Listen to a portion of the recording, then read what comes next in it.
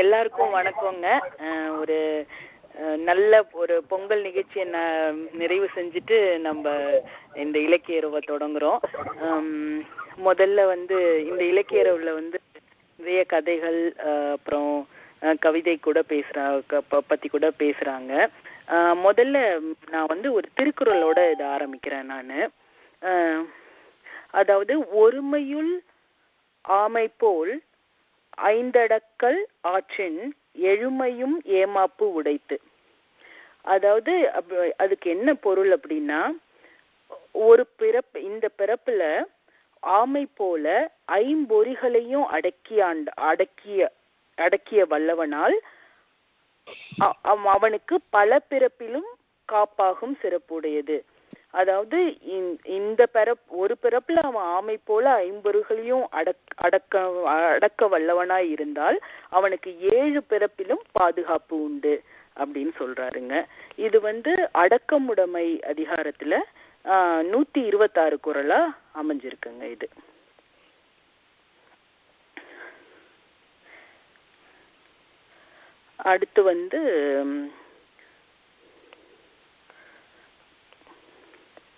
அடுத்து இப்போ இருங்க ஒரு நிமிஷம், நிகழ்ச்சி நிரலுக்கு போயிடுறேன் நான். ஸோ இன்னைக்கு நிகழ்ச்சி நிரல்ல நூல் கொடையை பத்தி பேசுறாங்க, அப்புறம் எஸ்ரா புத்தகங்களை பத்தியும் பேசுறாங்க. அக்னி பிரவேசம் சிறுகதை திருமலை ஞானம் சொல்றாரு. உச்ச வழுன்னு ஜெயமோகனோட கதையை காசி சொல்றாங்க. லக்ஷ்மணன் ஆதி சிறுகதை பத்தி பேசுறாங்க. ஸோ முதல்ல நூல் கொடை பத்தி லக்ஷ்மண் பேசுவாருங்க. லக்ஷ்மண் இருக்கீங்களா? சரிங்க, நீங்க ஆரம்பிங்க. எல்லாருக்கும் வணக்கம். ஸோ நூல் கொடையை பத்தி ஒரு 2 நிமிஷம் பேசலான்றது தான் எண்ணம். இன்னைக்கு ஒரு நல்ல நாள் நான் அப்படி பாக்குறேன். எப்படின்னா இன்னைக்கு மார்ட்டின் லூத்தர் கிங் டே. அவரோட ரொம்ப பாப்புலரான டைலாக் எல்லாருக்கும் தெரிஞ்சிருக்கும், ஐ ஹாவ் அ ட்ரீம் அப்படின்னு சொல்லிட்டு பெரிய ரெவல்யூஷனை கிரியேட் பண்ணாரு. நம்ம அவ்வளோ பெரிய ரெவல்யூஷன் இங்கே கிரியேட் பண்ணலை அப்படின்னாலும் இதில் இன்வால்வ் பண்ணியிருக்கிற எல்லாருக்குமே எங்களுக்கு இது பெரிய ட்ரீமாக தெரியுது. ஜஸ்ட் லைக் தட் இப்போ இதை நம்ம இதெல்லாம் முடிச்சதுக்கப்புறம் நம்மளோட லைப்ரரிஸில் போனால் எப்படின்னு சொல்லிட்டு நான் விஷுவலைஸ் பண்ணி பார்க்குறேன். ராச்செஸ்டர் ஹில்ஸு, கேன்டன், நோவாய், ஃபார்மிங்டன் ஹில்ஸு, இங்கெல்லாம் போனால் நம்மளோட தமிழ் செக்ஷன்ஸில் அப்படி ஒரு 200 புக்கு எல்லாமே brand new top most books நம்ம படிக்கணும், கண்டிப்பாக படிக்கணும் அப்படின்ற புக்கு யார் போனாலும் அவங்களுக்கு விருப்பமான ஒரு புக்கு கிடைக்கும் அப்படிங்கிற ஒரு ட்ரீம் தான் எங்கள் எல்லாருக்கும். இதில் ஒர்க் பண்ணுற வாலண்டியர்ஸ் எல்லாருக்கும். இது ஃபார்மிங்டன் ஹில்ஸில் நம்ம பண்ணியிருந்தோம், எல்லாருக்கும் தெரிஞ்சிருக்கும். இப்போ அடுத்தபடியாக நூல் கொடை 2.0 அப்படின்ற பேரில் அடுத்த விஷயத்த ஆரம்பிச்சிருக்கோம். ரொம்ப பெரிய ஸ்ட்ரகிளோட தான் இதை பண்ணியிருக்கோம். ஏன்னா லைப்ரரிஸில் நிறைய டிஸ்கஷன்,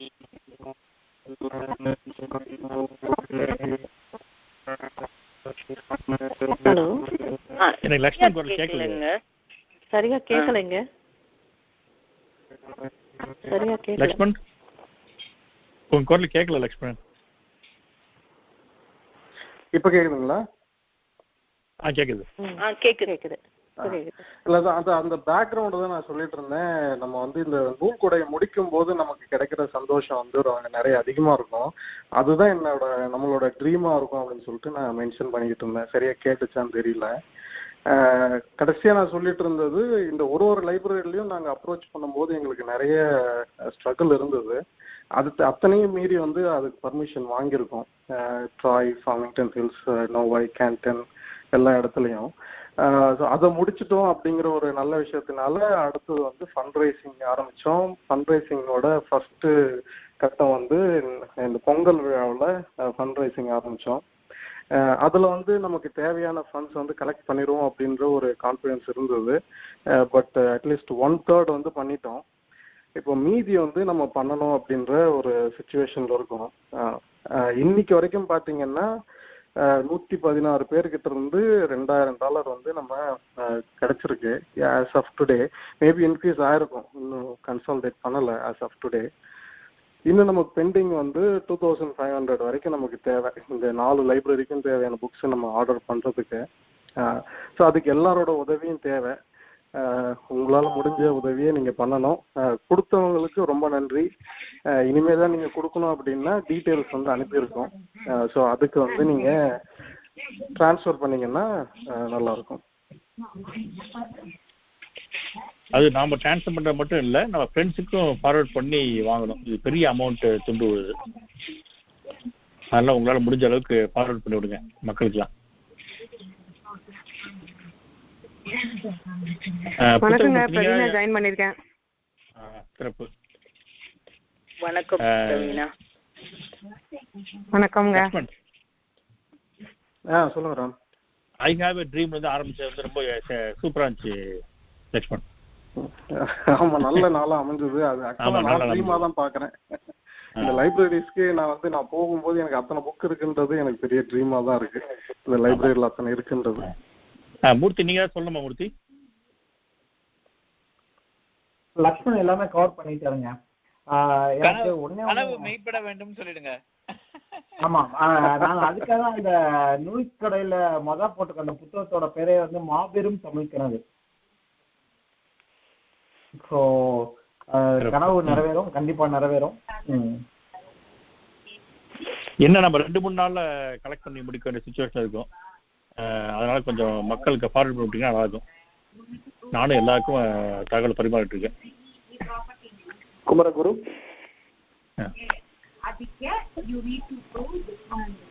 அதாவது இதுல ஒன்னே ஒரு விஷயம் நான் சொல்ல வேண்டியிருக்கு. 2-3 கம்பெனி வந்து ஸ்பான்சர் பண்றதுக்கு ரெடியா தாங்க இருக்காங்க. இந்த அமௌண்ட் நம்ம அமௌண்ட் கலெக்ட் பண்றது வந்துட்டு ஒரு எனக்கு பெரிய விஷயமே கிடையாது. ஆனா இதுல மக்களோட கான்ட்ரிபியூஷன் கண்டிப்பாக இருக்கணும். இல்லைன்னா நம்ம இந்த காரியத்தை முன்னெடுக்கிறதுக்கான அர்த்தங்கள் வந்து ரொம்ப ரொம்ப கம்மியாயிரும். நம்ம வந்து மிகப்பெரிய தொகை யாருக்கிட்டையுமே கேட்கல. ஒரே ஒரு $10 நீங்க கொடுங்க. நம்ம எத்தனையோ செலவுகள் செய்யறோம். அதுல வந்துட்டு என்ன சொல்ற, ஒரு $10 இங்க 5300 ஃபேமிலி இருக்குங்கிறாங்க. அதுல நம்ம ஒரு 450 ஃபேமிலி வந்துட்டு $10 கொடுத்தா போதுமானது. அந்த நம்ம கேட்குற 10%, அந்த 10% ஆஃப் த பீப்புளை கூட நம்மளால லைப்ரரிக்கு கொண்டு வர முடியல அப்படின்னா வந்துட்டு அதை நம்ம கண்டிப்பா மாற்றணும். ரொம்ப தேங்க்ஸுங்க. அதே மாதிரி இதுக்கு ஏதாச்சும் உங்களுக்கு கொஷின்ஸ் இருந்தாலும் எங்களை ரீச் அவுட் பண்ணுங்க. மூர்த்தி, ராம் என்கிட்ட ரீச் அவுட் பண்ணுங்க. எங்ககிட்ட பாலாஜி புக்ஸ் இருக்கு. பாலாஜி, நாங்க வந்து உங்களுக்கு என்ன ஆன்சர் வேணுமோ அப்பனையும் கொடுக்குறோம். எனக்கு ஒரு சின்ன கேள்விங்க, ஏன் 2 நாளுக்குள்ள செய்யுங்க? அதாவதுங்க ஒரு டிஸ்கவுண்ட் வந்து இந்த டைமுக்குள்ள வேலிடுன்னு சொல்லி ஒரு 20% கொடுத்துருக்காங்க. ஏன்னா அவங்களுக்கு வந்துட்டு என்னன்னா அந்த ஒரு சில புத்தகங்கள் வந்து இன்னும் பழைய ஷெட்யூல் அடிச்சதுல இருக்கு. நான் இப்போ வந்துட்டு கொஞ்சம் அதை வந்து பிளாக் பண்ணி வச்சிருக்கோம். அதாவது நெக்ஸ்ட் எடிஷன் வாங்காம அந்த பழைய எடிஷன் எந்த சேஞ்சஸுமே கிடையாது. ஏன்னா அது வந்துட்டு இப்போ இந்த புத்தக கண்காட்சி நாளைக்கோட முடிய போகுது. அது நான் வந்துட்டு இப்போ ஒரு சில புக்கு அவங்க எடுத்து வச்சிருக்க புக்கு பார்த்தீங்கன்னா ஒவ்வொரு புக்கும் $150 டிஃப்ரென்ஸ் வருது. இன்னைக்கு வேற ஒன்றும் இல்லை, ஒரு உதாரணத்துக்கு சொல்லணும்னா நான் போன 2 வாரத்துக்கு முன்னாடி நம்மளோட லைப்ரரிக்காக வாங்கின யாழி புத்தகம் வந்து $250. இப்போ மதுரைக்கு அவங்களுக்கு வந்து ஒரு புக்கு வேணும்னு சொன்னாங்க. கரெக்டாக அது பார்த்தீங்கன்னா இப்போ ரீஎடிஷன் வந்துருச்சு, $400 போயிடுச்சு. அது இப்போ $340 இப்போ அவங்களுக்கு டிஸ்கவுண்ட் போக வாங்கியிருக்கு. இது வந்து ஒரு சின்ன எக்ஸாம்பிள். இது மாதிரி வந்துட்டு ஒரு 70 புத்தகங்கள் இருக்கு. அவங்க என்ன சொல்றாங்கன்னா, நீங்க வந்துட்டு எனக்கு ஃபுல் பேமெண்ட் நீங்க கொடுத்தா தான் நான் புக்கு தூக்கி வைப்பேன், அப்படி இல்லாட்டி நான் இதை வந்துட்டு இன்னைக்கு விற்பனை பண்ணி ஆகணும் அப்படிங்கிறாங்க. அவங்க திருப்பி நான் வந்து நியூ எடிஷன் ரேட் எல்லாத்துலேயும் நான் போட்டு விற்க ஆரம்பிக்கணும், எனக்கு வந்து ஓல்டு எடிஷன் புக்கை நான் வச்சுக்கிட்டே இருக்கக்கூடாது அப்படிங்கிறாங்க. ஸோ அதுக்காக தான் மெயினாக நம்ம இது பண்ணிக்கிட்டு இருக்கிறது. சரிங்க சூப்பர், நல்லா முடிச்சிங்க, நன்றிங்க.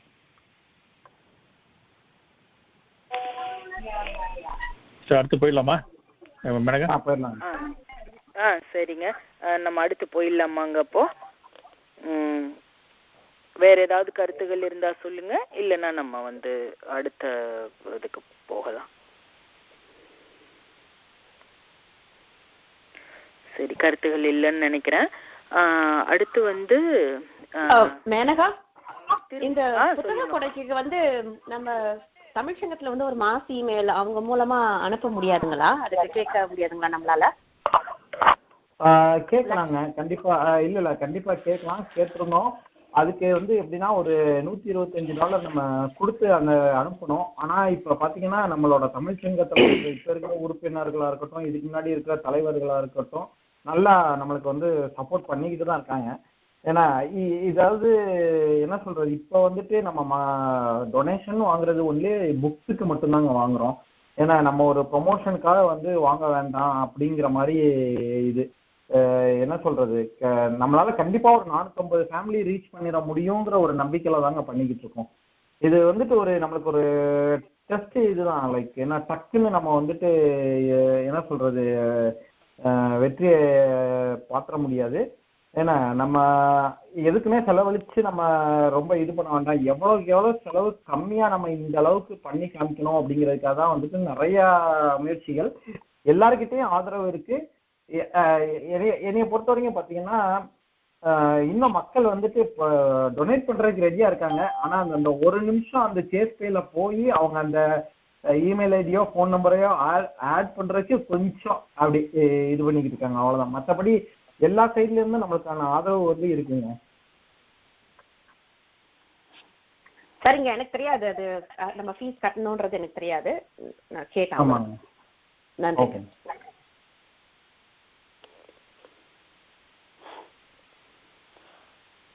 சரிங்க, வேற யாருக்காவது கருத்து இருக்காங்க?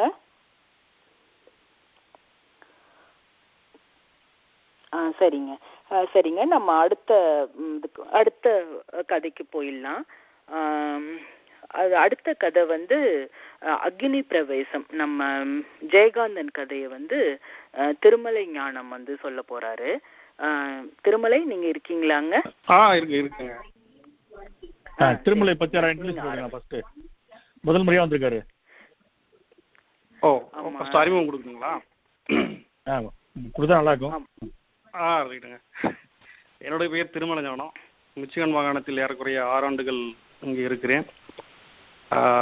தமிழ் ஆர்வலர் குழுக்கு பூர்வக்குடி முதலில் இந்த குழு ஆரம்பிக்கும் பொழுது சேர்ந்தவன்.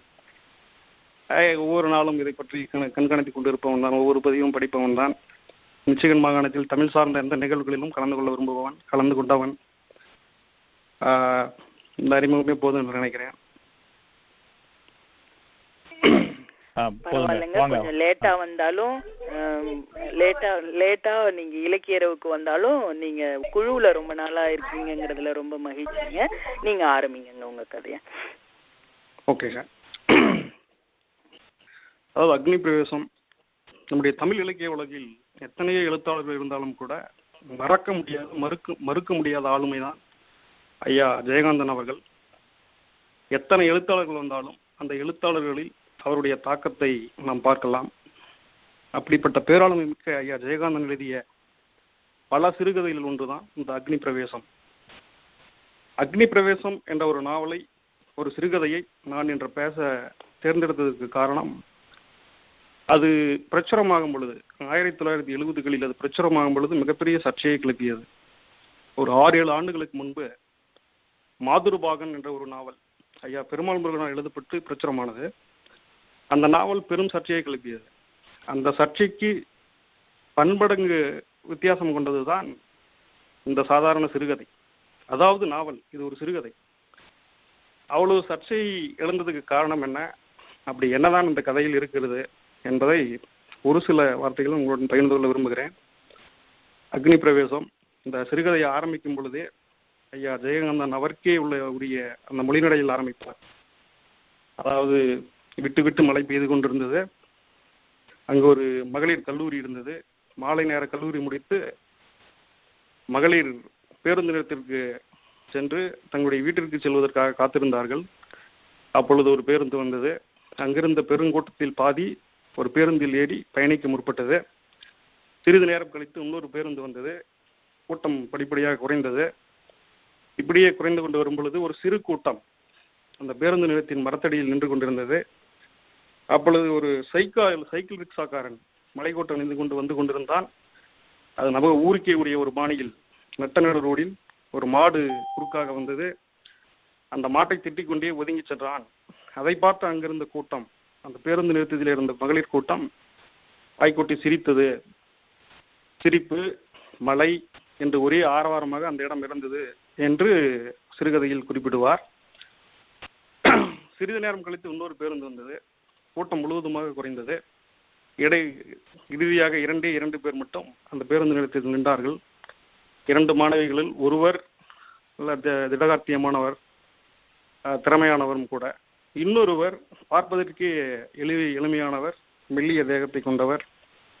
அவர் ஒரு சிறுமியை போன்று, அவர் மனதளவிலும் உடலளவிலும் மழலையிலும் அவள் ஒரு சிறுமிதான், பேருக்கு தான் கல்லூரி மாணவி என்று குறிப்பிட்டிருப்பார். இருவரும் பேசிக் கொண்டிருந்தார்கள். இவள் மழலை குறையில் தன்னுடைய நண்பரிடம் கேட்டார், சக மாணவியிடம், எப்பொழுது இந்த பேருந்து வரும் என்பதற்கு அவரும் சொன்னார், இன்னும் சிறிது நேரம் காத்திருடி, வந்துடும் என்று சொல்லி முடிப்பதற்குள் 2 பேருந்து வந்தது.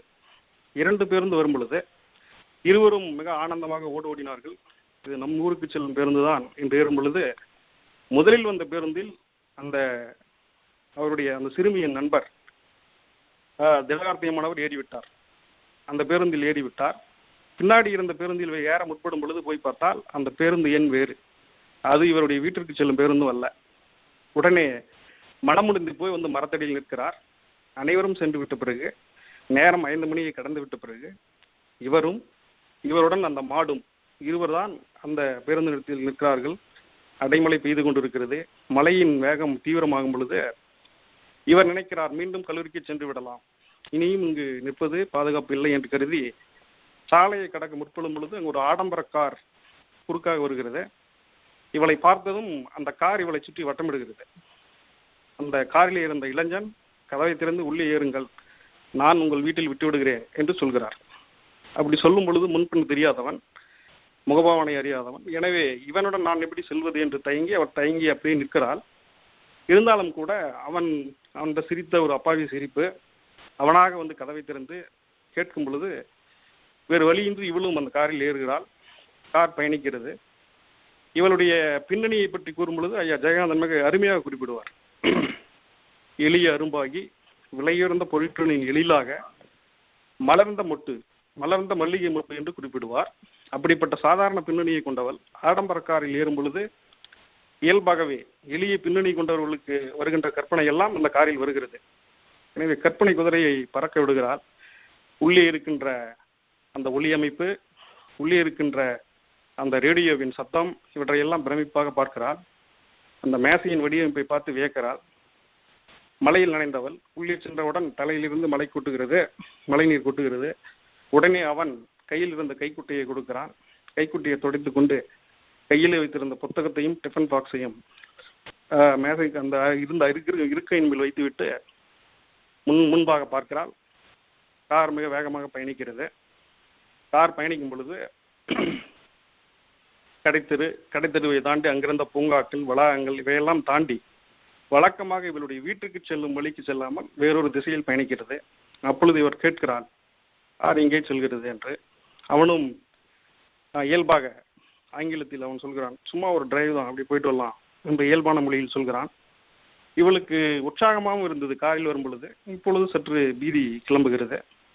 இருந்தாலும் உள்ளே அந்த ரேடியோவின் இரைச்சல் கேட்டுக்கொண்டு போகும் பொழுது அமைதியாக அப்படி உட்கார்ந்து கொண்டிருக்கிறாள்.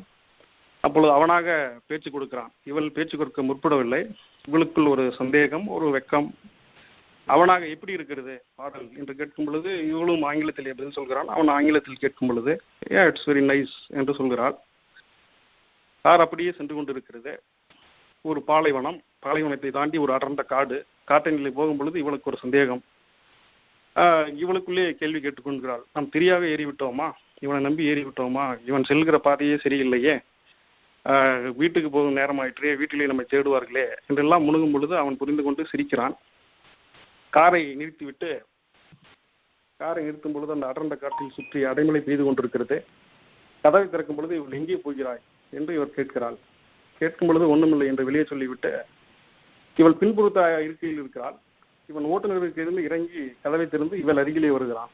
இவள் அருகிலே வரும் பொழுது இவளுக்கு பயம் கூடுகிறது. வரும் பொழுது கார் எப்படி இருக்கிறது என்று கேட்கிறான்.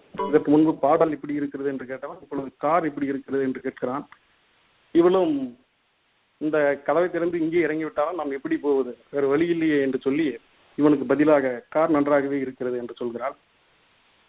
நான் இப்பொழுதுதான் உன்னை முதன்முறையாக பார்க்கவில்லை, 2 ஆண்டுகளாக உன்னை சுற்றி சுற்றி வருகிறேன் என்று இவன் சொல்லும் பொழுது அவளும் அதற்கு ஆங்கிலத்திலே அவன் கேட்டதற்கு பதில் சொல்கிறாள், உண்மையாகவா என்று சொல்லி அவளும் பதில் வைத்து அப்படியே பேச்சு தொடர்கிறது.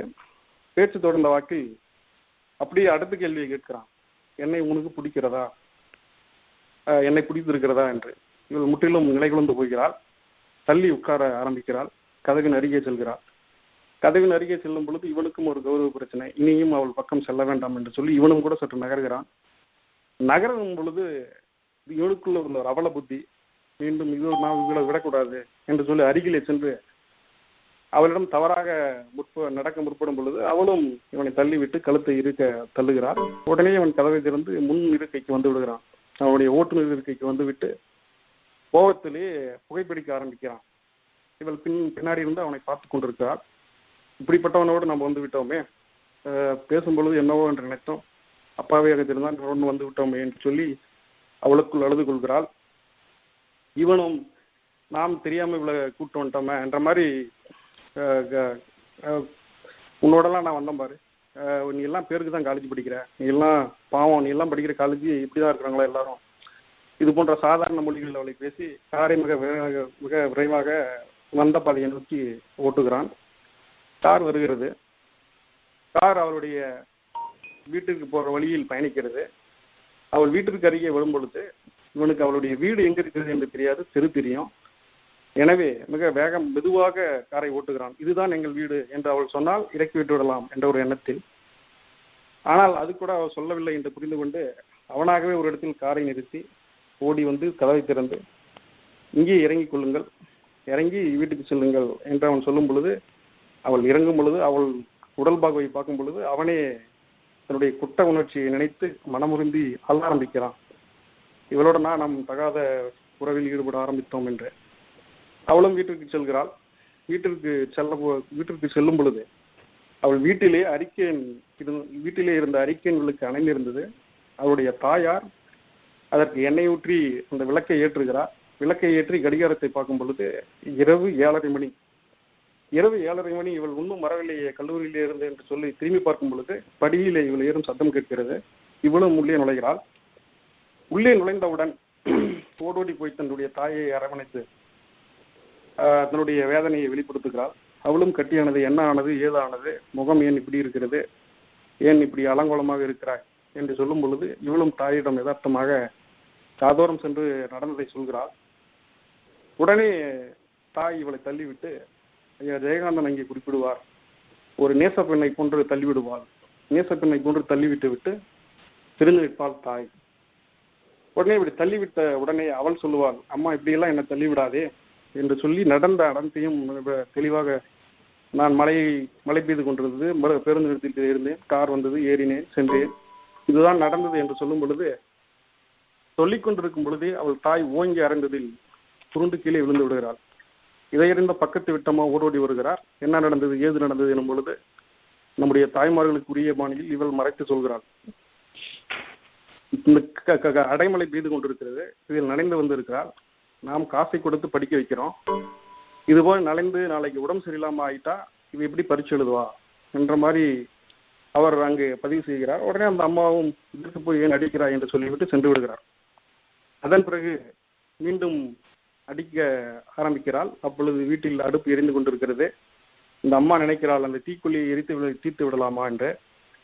அப்படி நினைக்கும் அடுத்த கிழமை இவளும் நினைக்கிறாள், அப்படி தீக்குள்ளி வைக்கும் பொழுது நெருப்பிலே மாட்டிய புழு போல அல்லவா நம் மகள் இருப்பாள் என்றும். இதுதான் ஐயா ஜெயகாந்தன் ஒவ்வொரு கதையிலும் ஒரு கதாபாத்திரத்தை குறிப்பிடும் பொழுது அந்த கதாபாத்திரத்தின் வெள்ளத்தனத்தையும் சொல்வார், அந்த கதாபாத்திரத்தின் நல்ல மனங்களையும் பிரதிபலிப்பார். இந்த கதையிலே கூட 3 கதாபாத்திரங்களும் அப்படிதான் இருக்கும். உடனே இவளை கொன்று விடலாமா என்று நினைத்துவிட்டு அதே தாய் சொல்வாள், இவளை கொன்று விட்டால் மட்டும் இந்த இழிவு இதோடு போய்விடுமா, இவளை கொன்று விட்டு நாமும் செத்து விட்டால் குடும்பத்தோட போய்விடுமா என்று சொல்லி அந்த அறிக்கை விளக்கை கையிலே எடுத்து இவளை எழுப்பி கழிவறைக்கு அழைத்து சென்றார். அங்கே சென்று உடல் முழுவதும் இருக்கிற காயங்களை பார்க்கிறார். வழக்கமாக நம்முடைய தாய்மார்களுக்கு உரிய விலையில் அழுது புலம்புகிறாள். மகளுக்கும் ஆறுதலாக நடக்க வேண்டும், மனதில் உள்ளதையும் வெளிப்படுத்த வேண்டும் என்ற கோணத்தில் அழுது தீர்க்கிறாள்.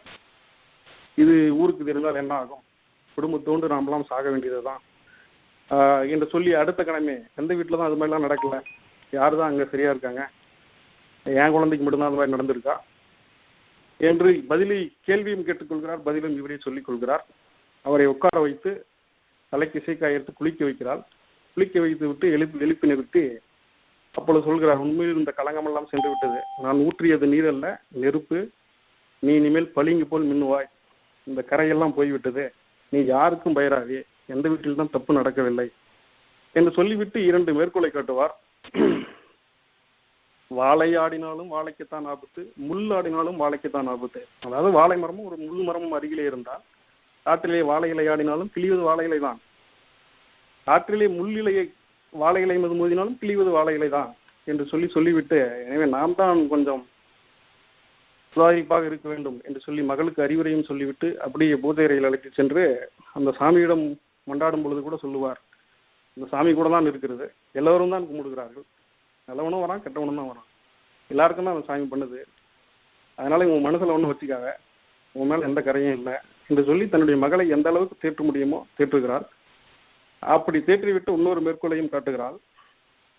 அகலையை புனிதமானால் ராமன் பாதம் பட்டதனால் என்று சொல்வார்கள். என்னை பொறுத்தளவில் அகலியை மனதளவில் தூயவள், அதனால்தான் ராமன் பாதமே பட்டது, எனவே உண்மையில் கரையில்லை என்று சொல்லி தாய் தன்னுடைய மகளை மெருகேற்றி தேற்றி மீண்டும் கல்லூரிக்கு அனுப்புகிறார். அவளும் வழக்கமாக கல்லூரிக்கு போக ஆரம்பித்தாள். கல்லூரிக்கு செல்லும் பொழுது பல கார்களை ஐயா ஜெயகாந்தன் இங்கே குறிப்பிடுவார், பல கார்களை கடந்து சென்றால் எந்த காரையும் ஏறெடுத்து பார்க்கவில்லை. ஒரு சில கார்களை ஏறெடுத்து பார்த்தால் கார்களின் கதவுகள் திறந்து இருந்தது.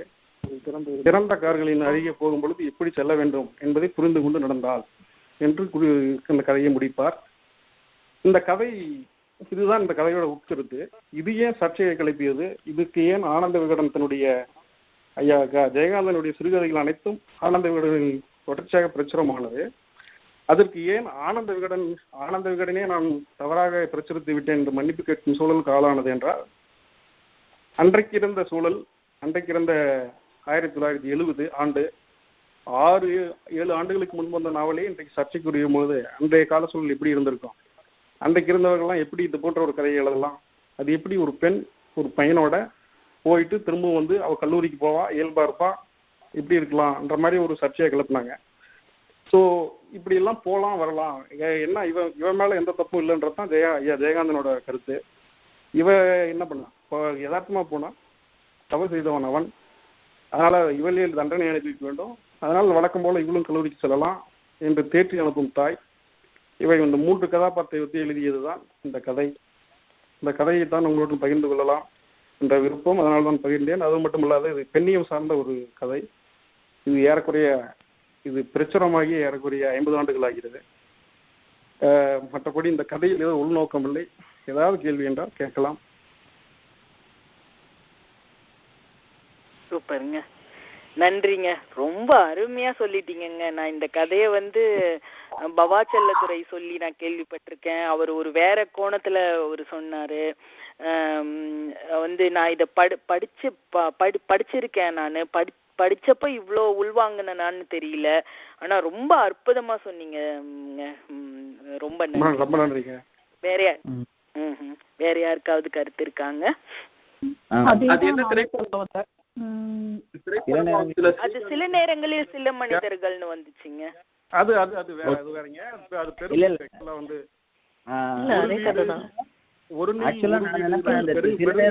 அதுல இருக்கிற சிறுகதை இல்ல. சில நேரங்களில் சில மனிதர்கள் ஏன் ஜெயகாந்தனை எழுதினாருன்றது ஏன்னா அது பெரிய இது அக்னி பிரவேசம் பெரிய சர்ச்சைக்கு உண்டாச்சு. அது ஒருவேளை அந்த தாய் அப்படி பண்ணி இருக்கலன்னா எப்படி கதை போயிருக்கும்னு சொல்றதுதான் சில நேரங்களில் சில மனிதர்கள். ஆக்சுவலா பாத்தீங்கன்னா அந்த இதுல அது எல்லாருக்கும் தெரிஞ்சு போயிடும். நீங்க இப்ப அக்னி பிரவேசத்துல என்ன ஆகும்னா அந்த அம்மா அந்த மறைச்சிருவாங்க. ஆனா சில நேரங்களில் சில மனிதர்கள்ல அந்த விஷயம் ஊருக்கே தெரிஞ்சிடும். தெரிஞ்சதுனால இந்த பொண்ணோட வாழ்க்கை இல்லைங்க. சில நேரங்களில் சில மனிதர்கள் ஏன் கதை எடுக்கலன்னா எனக்கு 1 மணி நேரம் கொடுத்தீங்கன்னா அதை பத்தி முழுதுமா இல்ல கரெக்ட். இல்ல சொல்றது புரியுது. என்னன்னா நம்ம இன்னைக்கு இந்த சிறுகதையை மட்டும் எடுத்ததுனாலதான் இவ்வளவு, மற்றபடி அந்த கேரக்டரை பத்தி ஃபுல்லா பேசணும்னா ஐயா ஜெயகாந்தன் எழுதிய பல நூல்கள் அதெல்லாம் பெருங்கதையாடல், அதெல்லாம் 1 மணி நேரத்துக்கு மேல பேசினாதான் அந்த ஃபுல் கேரக்டரைசேஷனே நம்ம புரியுதுங்க. நடுவுல வந்து யாரோ கேட்டாங்க அது என்ன திரைப்படமா வந்ததுன்னு, அதுக்கு பதில் சொல்றாருங்க அவரு. இல்ல சில நேரங்களில் சில மனிதர்களே தான் அது அதே கதையாவும் வந்திருக்கு. அது கதையாவும் எழுதியிருக்காரு, பெருங்கதையாவும் எழுதியிருக்காரு. இல்ல அது அது ஆக்சுவலா இதோட சர்ச்சைக்காக தான் அது கதையா எழுத்தாங்க அப்படின்னு சொல்லியிருப்பாங்க. அதே கதை தான் நீங்க பாத்தீங்கன்னா அதுல அம்மா வந்து மாறி இருக்கும், அவள் தான் அந்த அம்மா வந்து அதை வெளிப்படுத்திடுவாங்க. அதனால அந்த பிள்ளைக்கு ஏற்பட்ட பிரச்சனைகள் தான் அது அப்படி வந்திருக்கும். அது இதான் புரிஞ்சுக்கிட்டேன் நான் படிச்சப்ப. ஓகே ஓகே ஓகே நல்லா ஓகே. வேற ஏதாவது கருத்து? ரொம்ப நன்றிங்க, ரொம்ப நன்றிங்க. வேற ஏதாவது கருத்து இருக்காங்க? நல்லா சொன்னீங்க திருமலை. நான் ஊத்துற தண்ணி இல்ல, ஏதோ பேக்ரவுண்ட் நாய்ஸ் வருதுப்பா. யாராவது கொஞ்சம் மியூட்ல போட முடியுமாங்க? பின்னால பேசிட்டு இருக்கீங்க. நான் ஊத்துற தண்ணி இல்ல நெருப்புன்னு சொன்ன அந்த வாசகம் வந்து ரொம்ப சிறப்பா இருக்கு. அந்த வரிகள் அது ஐயா ஜெயகாந்தனுக்கே ஒரு இயல்பு, வழக்கமா எல்லா வரிகளும் போடுவாரு. அப்புறம் வேற எதுவும் கருத்து இல்லைன்னா நண்பர்கள் ஏதோ புத்தகம் பேசலாம் நிகழ்ச்சியை பத்தி சில பேர் கேட்டிருந்தாங்க. இல்ல வேற எதுவும் கருத்து இல்லைன்னா அந்த புத்தகம் பேசலாம் நிகழ்ச்சியை பத்தி ஒரு 1 மினிட்ல எக்ஸ்பிளைன் பண்ணிடுறேன். சீக்கிரமா பண்ணுங்க, ஒரு நிமிடம் 2 நிமிடங்கள்ல. சொல்லுங்க. மன்னிக்கிறேங்க, நிறைய லைன்ல வந்து சத்தம் கேட்கறத சொல்றாங்க, குரகுர சவுண்டு. நிறைய பேருக்கு அப்படி இருக்கா? எப்படி இருக்கீங்க? இல்ல எனக்குமே டிஸ்டர்பன்ஸ் இருக்கு. எனக்கு ஒண்ணும் இல்லைங்க, எனக்கு குறக்குறன்னு தான் கேக்குது, நல்லா குறக்குறன்னு கேட்டுக்கிட்டே இருக்கு. இல்ல எனக்கு என்ன கேக்குதுன்னா யாரோ டிஸ்டர்ப் பண்ற மாதிரி இருக்கு, யாரோ குழந்தைங்க கத்துற மாதிரி சைடுல டிஸ்டர்ப் இருக்குன்னு சொல்ல வந்தேன். ஆமா அது சொல்லி குறக்குறன்னு கேக்குதுன்னா கட் பண்ணிட்டு வரணும் சுரேஷ். கட் பண்ணிட்டு வந்தீங்கன்னா சரியா. எனக்கும் ஃபர்ஸ்ட் அப்படி தான் கேட்டது. நான் கட் பண்ணி இல்ல எனக்கு வாய்ஸ் எல்லாம் கரெக்டா கேக்குதுங்க, எல்லாரும் பேசுற வாய்ஸ் கேக்குது. நான் மென்ஷன் பண்ணது ஒரு டிஸ்டர்பன்ஸ் மட்டும் தான், அவ்வளவு வேற ஒண்ணும் இல்ல. சரி, வேற ஏதாவது கருத்து இருக்காங்க? இல்லைங்க, அடுத்ததுக்கு போயிடலாங்க.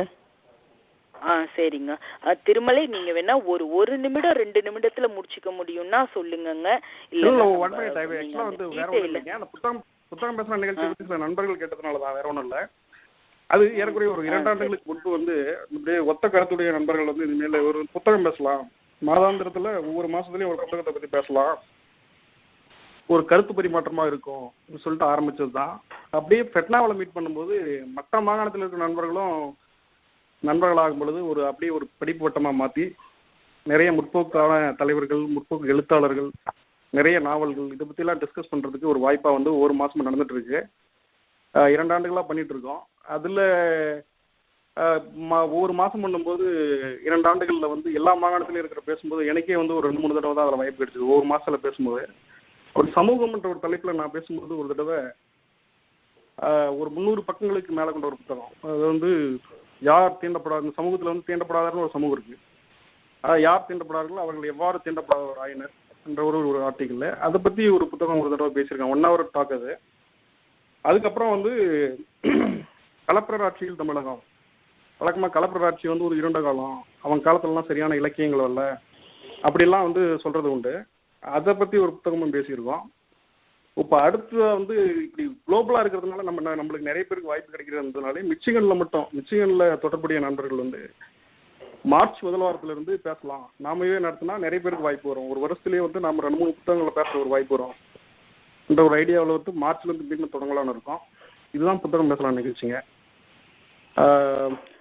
யாராவது விருப்பம் இருந்தா நீங்க மிச்சிகன்ல ஆரம்பிக்கிறதுக்கு விருப்பம் இருந்தா நீங்க கூட சொல்லலாம். அப்போ அடுத்த புத்தகமா நம்ம தர்மனோட ஸ்கூல் கூட நான் ரெடி பண்ணிட்டு இருக்கேன். அநேகமா வந்து கூடிய விரைவில் பேசணும்னு நினைக்கிறேன். வாய்ப்புள்ளவர்கள் தெரிஞ்சுக்கிட்டு தான் புத்தகம் பேசலாம் நிகழ்ச்சி, வேற ஒன்றும் இல்லைங்க. சூப்பருங்க, நன்றி திருமலை. அந்த கொஸ்டின் நானே கேட்டிருந்தேன், அதை பத்தி சொல்லுங்கன்னு லக்ஷ்மன். ரீச் அவுட் பண்றேன், நான் உங்களை ரீச் அவுட் பண்றேன் கொஸ்டின். சரிங்க, ரைட். ரொம்ப அருமையா சொன்ன திருமலையை தொடர்ந்து நம்ம அடுத்த கதைக்கு போயிடலாம். இது வந்து உச்சிவழு ஜெயமோகன் எழுதிய சிறுகதை. காசி பேச போறாங்க. காசி, நீங்க ரெடியா இருக்கீங்களாங்க? ரெடிங்க. நீங்க ஆரம்பிங்க. ஓகேங்க. எல்லாருக்கும் வணக்கங்க. நான் இன்னைக்கு எடுத்திருக்க கதை வந்து ஜெயமோகனோட உச்சவழு. ஜெயமோகனை பத்தி சொல்ல வேணாம், ஏன்னா மேனகா ஆல்ரெடி நிறைய சொல்லிட்டாங்க. இந்த புத்தகம் வந்து ஒரு 10-15 நாள் முன்னாடி நம்ம ஃபார்மிங்டன் லைப்ரரியில தாங்க எடுத்தேன். இது ஒரு 10 சிறுகதைகள் அடங்கிய தொகுப்பு. எல்லாமே உச்சவழு.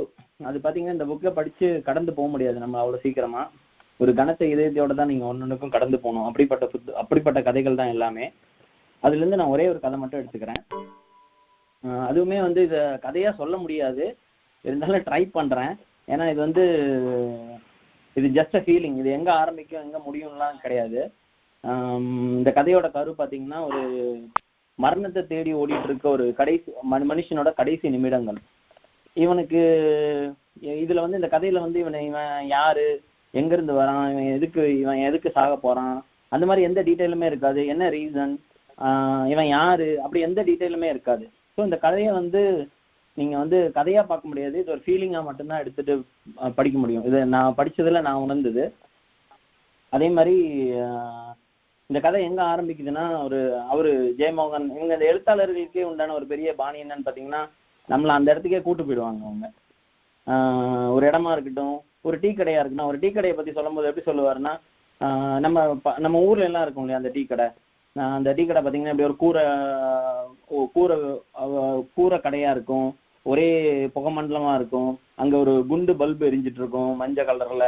அந்த வயர்லாம் கூட அப்படியே கரை படிஞ்சிருக்கும். இப்படிதான் இவரோட ஆரம்பிப்பார். அங்க பாத்தீங்கன்னா ஒரு பெரிய ஒரு அலுமினியம் பாத்திரத்துல ஆவி வந்துட்டு இருக்கும், அதுல இருந்து டீ போட்டு தருவாங்க. ஸோ நீங்க வந்து டீ குடிச்ச ஃபீலுக்கே நீங்க அங்க போயிடுவீங்க. அது இவங்க அப்படிதான் கூட்டு போவாங்க. இதுல ஆரம்பிக்கும் போது கூட அவர் என்ன சொல்றாருன்னா, ஊர் பேர் ஆனைமலை, பேர் என்னவோ ஆனைமலை தான், ஆனா சமதளத்துல தான் இருந்துச்சு. அப்படிதான் ஜெயமோகன் இந்த கதையை ஆரம்பிச்சிருப்பாரு. அதுல அந்த ஊருக்கு டிராவல் பண்ணி போற ஒருத்தனோட, அவன் அந்த மரணத்தை தேடி போயிட்டு இருக்க அந்த ஒருத்தனோட கதை தான் இது. ஸோ இதுல வந்து அந்த உச்ச வழு அப்படிங்கிறது வந்து, நம்ம உச்ச வழுங்கிறது எதை சொல்றோம்னா, நம்ம வந்து நான் எப்படி எடுத்துக்கிட்டேன்னா, இப்ப ஒரு இடத்துல நாம இருப்போம், நம்மளால வந்து இந்த இதுக்கு அழுதே ஆகணும், பட் நம்ம அழ முடியாத சூழ்நிலையில இருப்போம். அந்த நேரத்துல நம்மளோட மனம் இருக்கு இல்லையா, எவ்வளவு கனமா இருக்குமோ அதே மாதிரி கணத்துலதான் நீங்க இப்ப இந்த சிறு நாவல்கள்ல இருக்க இந்த உச்சவல்லுன்ற இருக்க அவ்வளோ கதைகள்லையும் நமக்கு இருக்கும் பாத்தீங்க. இத கதையா சொல்ல முடியாது. ஒரு நிமிடங்களும் நம்ம கடந்து போகும்போது அந்த ஒரு இடமுமே நமக்கு வந்து அந்த உச்ச வழு மாதிரிதான் இருக்கும். அவரு ஜெயமோகன் விவரிக்கும் போது அவரு வந்து அவனோட பார்வையில இந்த ஊர் எப்படி இருக்கு, ஆனைமலை. அவன் நினைக்கிறான், ஆனைமலையில எங்கடா யானையை காணோம், அந்த வெறும் மலையா இருக்கு. மலையை பார்க்கும்போது இங்க யானை அப்படின்னு பாக்குறான். யானை வந்து எல்லா மலையுமே அவனுக்கு யானை மாதிரிதான் தெரியுது. ஒண்ணு பெரிய யானை, ஒண்ணு சின்ன யானை, குட்டி யானை, இப்படி. இன்னொரு இடத்துல விவரிக்கிறாரு யானையை பத்தி, யானை எவ்வளவு பெரிய மலை மாதிரி இருந்ததுன்னு. ஸோ இந்த கதையை சுத்தி பார்க்கும்போது எப்படி இருக்கும்னா, அவனோட மரணம், அப்புறம் மலைன்னா காடுனா மரம்னா இருட்டு, அப்புறம் வந்து ஒரு இடத்துல சொல்லும் போது கூட சொல்லியிருப்பாரு, டாப் ஸ்லிப், எங்க போயிட்டு இருக்கீங்கன்னா டாப் ஸ்லிப். அது வந்து அங்க வந்து உங்க டாப் ஸ்லிப் ஆகுது அப்படின்ற மாதிரி. அதாவது சில இடங்கள்ல வந்து காடு அவனை ஈர்த்தது அப்படின்னு எழுதியிருப்பாங்க. அது அவனே அறியாமலே கேட்கறான், அதை வந்து காடு எப்படி நம்மளை ஈர்க்கும். அப்போ ஒரு இடத்துல அவனோட வேலைக்காரன் சொல்றான், இது வந்து காடு வந்து நம்மளை கூப்பிடுதுங்க, ஏன்னா காடுக்கு எவ்வளவு பெரிய மனசு, நமக்கு சின்ன மனசு தானே, நம்ம வந்து காடை நோக்கி நம்ம போயிட்டு இருக்கோம். அப்போ இதெல்லாம் எங்க சொல்ல வராங்கன்னா, இவங்க வந்து மரணங்கிறது கூட ஒரு பெரிய விஷயம் கிடையாது இந்த உச்ச வழுல. எங்க சுத்தி பார்த்தாலும் இந்த கதையில வந்து உங்களுக்கு வந்து எக்ஸாக்டா என்ன ரீசன்னே புரியாது, இவன் எதுக்கு சாக போறான் என்னன்னு. ஆனா அங்கங்க சில விஷயங்கள் வச்சிருப்பாரு. ஒன்றும் இல்லை, ஒரு பெரிய அவன் ஒரு 4-5 நாளா டிராவல் பண்ணி ரொம்ப டயர்டா வந்துட்டு இருக்கான். அவன் வந்து அவன் படுக்க போற இடம் பாத்தீங்கன்னா ஒரு பழைய பங்களா. அந்த பங்களால ஒரு பெரிய பெட்டு. அது பாத்தீங்கன்னா பழைய பெட்டு என்ன அந்த ஒரு ஸ்மெல் அடிக்கும் இல்லையா, அதுல படுத்தா நமக்கு எப்படி தூக்கம் வரும். ஆனா இவன் படுத்தோடனே தூங்கிடுறான். அதுக்கு ஒரு உதாரணம் ஒண்ணு சொல்றாரு, ஏன் அவன் தூங்குனான் அப்படின்னு சொல்லிட்டு. அதாவது அந்த பெட்ல படுத்தோடனே அவனுக்கு ஒரு வாடை அடிக்குது. அவனுக்கு அந்த வாடை பரிச்சயமா இருந்தது. எப்படி பரிச்சயமா இருந்ததுன்னு அவர் சொல்றாருன்னு பார்த்தீங்கன்னா, நம்மளோட அம்மாக்கள் வந்து அதாவது அவனோட அம்மாக்கள் அது அவனோட அம்மாவை ஞாபகப்படுத்தான். அவனோட அம்மாவை வந்து வீட்டு வேலை பார்த்துட்டு இருந்திருப்பாங்க. வீட்டு வேலைகள் மட்டும்தான் அவங்க வேலையா பார்த்துட்டு இருந்திருக்காங்க. ஸோ அவங்களோட சேலை எப்பயுமே நனைஞ்சும் காய்ஞ்சும் காயாமலுமா அந்த ஒரு வாடை அடிக்கும் இல்லையா. இதெல்லாம் வந்து நம்ம அம்மாக்கள்கிட்ட நம்ம சின்ன பிள்ளையில படுத்து தூங்கும் போது நம்ம அந்த வாசத்தை உணரலாம். அந்த வாசத்துல வந்து அவன் தன்னையே அறியாம தூங்கி போயிடுறான் அப்படின்னு சொல்லிட்டு ஒரு வார்த்தை அங்க வைப்பாரு அவரு. அவங்க அம்மாவோட வாழ்க்கை எப்படி இருந்தது அப்படின்னு சொல்லும் போது, அடுப்படியிலும் கொல்லைப்புறத்திலையுமே நடந்து முடிந்த ஒரு வாழ்க்கை, அவ்வளவுதாங்க. புக்கை வச்சுட்டு ஒரு மணி நேரம் நீங்க அழலாம். அப்படி ஒரு வார்த்தை பார்த்துக்குங்க. இது மாதிரிதான் அங்க பாத்தீங்கன்னா ஜெயமோகன் நம்மளை வந்து தொட்டுட்டு போயிருப்பாரு. சொல்லி முடிக்கும் போது இந்த கதை தான் கடைசியா என்ன ஆகும்னா, அவன் வந்து ஒரு யானை வந்து தன் நோக்கி அந்த காட்டுக்குள்ள அவனே அறியாம அவனே நடந்து போயிட்டு இருக்கான். அது அந்த ஒரு யானை வந்து அவனை நோக்கி வந்துட்டு இருக்கு. இப்ப நம்ம முன்னாடி ஒரு காட்டு யானை வந்தா நம்ம என்ன பண்ணுவோம், நம்ம தெரிச்சு எங்கேயாவது ஓடிட்டு இருப்போம் நம்ம. ஆனா அவன் அதை விட அவனோட வலி பெருசா இருந்ததுனால அந்த யானை தன் நோக்கி வந்தா கூட அதை ஏத்துக்கிட்டான் அப்படின்னு தான் கதை முடியும் பார்த்துக்குங்க. கதையை படிச்சு முடிக்கும் போது அந்த கண்டிப்பா அதான் அழக்கூடிய சூழ்நிலை, நம்மளால அழமாட்டோம். ஆனா அந்த கனத்த இதயத்தோட தான் அந்த புக்கு முடியும். இது மாதிரிதான் இந்த இதுல இருக்க எல்லா நாவல்களும். டைம் கிடைச்சா படிங்க. ஃபார்மிங்டன் லைப்ரரியில தான் இருக்கு. இதான் அதை நான் திருப்பி சொன்ன மாதிரி என்னால கதையை இதை எடுத்து சொல்ல முடியல. அவர் வந்து ஒரு ஓமையும் அவர் சொல்லும் போது யானை, மலை, யானை, அப்புறம் காடு, இருட்டு, அந்த மரத்தை பத்தி பேசும்போது சொல்லுவாரு அவரு, மரம் இல்லாம காடு இல்லை, ஆனா மரம் வந்து மரத்தை பார்த்தா காடு தெரியாது அப்படின்னு சொல்லியிருப்பாரு. ஸோ அந்த காடு இருட்டெல்லாம் வந்து அப்படி திருப்பி அது ஒரு நம்மளை சுத்தி டிராவல் ஆகிட்டே வந்துட்டு இருக்கும். நமக்கு பின்னாடி யாரோ ஒருத்தவங்க தள்ளிட்டே போற மாதிரி நமக்கு தெரியும் பார்த்துக்குங்க. அதான் எனக்கும் தெரியல எங்க ஆரம்பிச்சு எங்க முடிக்கிறதுன்னு. அவ்வளவுதாங்க. அருமைங்க. அவரு ஜெயமோகன் அப்படிதாங்க. அவரை அந்த லைன் பை லைனா படிச்சு அவரோட அந்த வரிகளுக்கு தாங்க, அந்த வரிகள் தாங்க நம்மள எங்கேயோ கொண்டு போக செய்யும். அதுல பெருசா கதைன்னே இருக்காது அவரோட நிறைய கதைகள்ல. அவர் அந்த ஒரு வரிகளும் எழுதினது அவர் ஜெயமோகன் எப்படி முடிஞ்சு போச்சு போல, அது ஆட்டோமேட்டிக்கா நமக்கு புரிய ஆரம்பிச்சிருது. அதான் சொன்ன கதையா எனக்கு புரியல, ஆனா எனக்கு கண்டிப்பா கனத்த இதயமா தான் இருந்தது அது. ஆமாங்க. ஓகே, நீங்க வேற யாரும் வேற அடுத்தால் பேசலாங்க, ஒன்றும் பிரச்சனை இல்லை. அவ்வளோதான். சரிங்க. வேற யாருக்காவது கருத்து இருக்காங்க காசி கதைக்கு? நல்லா இருந்ததுங்க. இன்னைக்கு ஆக்சுவலா நான் சாதாரணமா அம்மா புடவைய பத்தி சும்மா எழுதியிருந்தேன். நான் இங்க படிச்சதும் இல்லை, இந்த கதைய நீங்க சொல்ற அந்த டைட்டில் அந்த கதை எதுவும் கேட்டதில்லை. பட் எனக்கு என்னமோ இன்னைக்கு எல்லாமே ஒரு மாதிரி கோர்வையா போகுது. லக்ஷ்மண் அவர்களோட கதையை நான் காலையில கேட்டேன் அம்மாங்கிற டைட்டில்ல. அதை கேட்டதுக்கு அப்புறம் இந்த ஒரு பேப்பர் எடுத்து அப்படியே என்னோட அம்மாவை பத்தி நான் எழுத ஆரம்பிச்சேன். அதுல நான் என்னோட அம்மாவோட புடவையோட வாசனையெல்லாம் மென்ஷன் பண்ணியிருந்தேன். இப்ப நீங்க சொல்ற கதையும் பாத்தீங்கன்னா அது மாதிரியே வருது. சம்ஹவ் இன்னைக்கு எனக்கு எல்லாமே அம்மா ரிலேட்டடாவே போயிட்டு இருக்கு. ரொம்ப நன்றி. நானுமே வந்து ஒரு 4 நாளைக்கு முன்னாடி அந்த கதை கரு ரெடி பண்ணிட்டாங்க. அம்மாவாகி போனால் அப்படின்னு டைட்டில் வச்சுட்டேன். அதுவும் அந்த அம்மா பத்தி தான் வந்துச்சு எனக்கு அந்த கதை. அது அதுவும் ரிலேட் ஆச்சுங்க நீங்க பேசும்போது.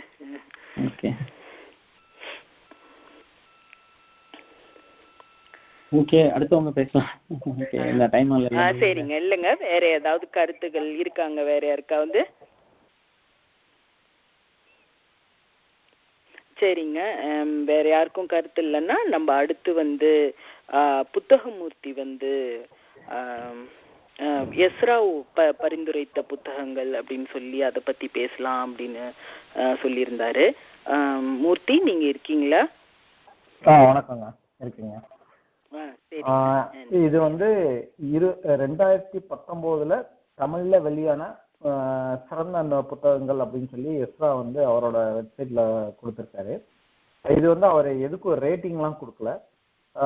எனக்கு வந்துட்டு ஒரு மிகப்பெரிய ஆச்சரியம் என்ன அப்படின்னா, தமிழ்ல இப்படிலாம் புக்கு வருதா அப்படிங்கிறது வந்துட்டு ஒரு மிகப்பெரிய ஆச்சரியம். இந்த 15 புக்கு, ஏன்னா ஒவ்வொன்றும் வந்து பார்த்தீங்கன்னா ஒவ்வொரு ஜேர்னல்ல இருக்கும்.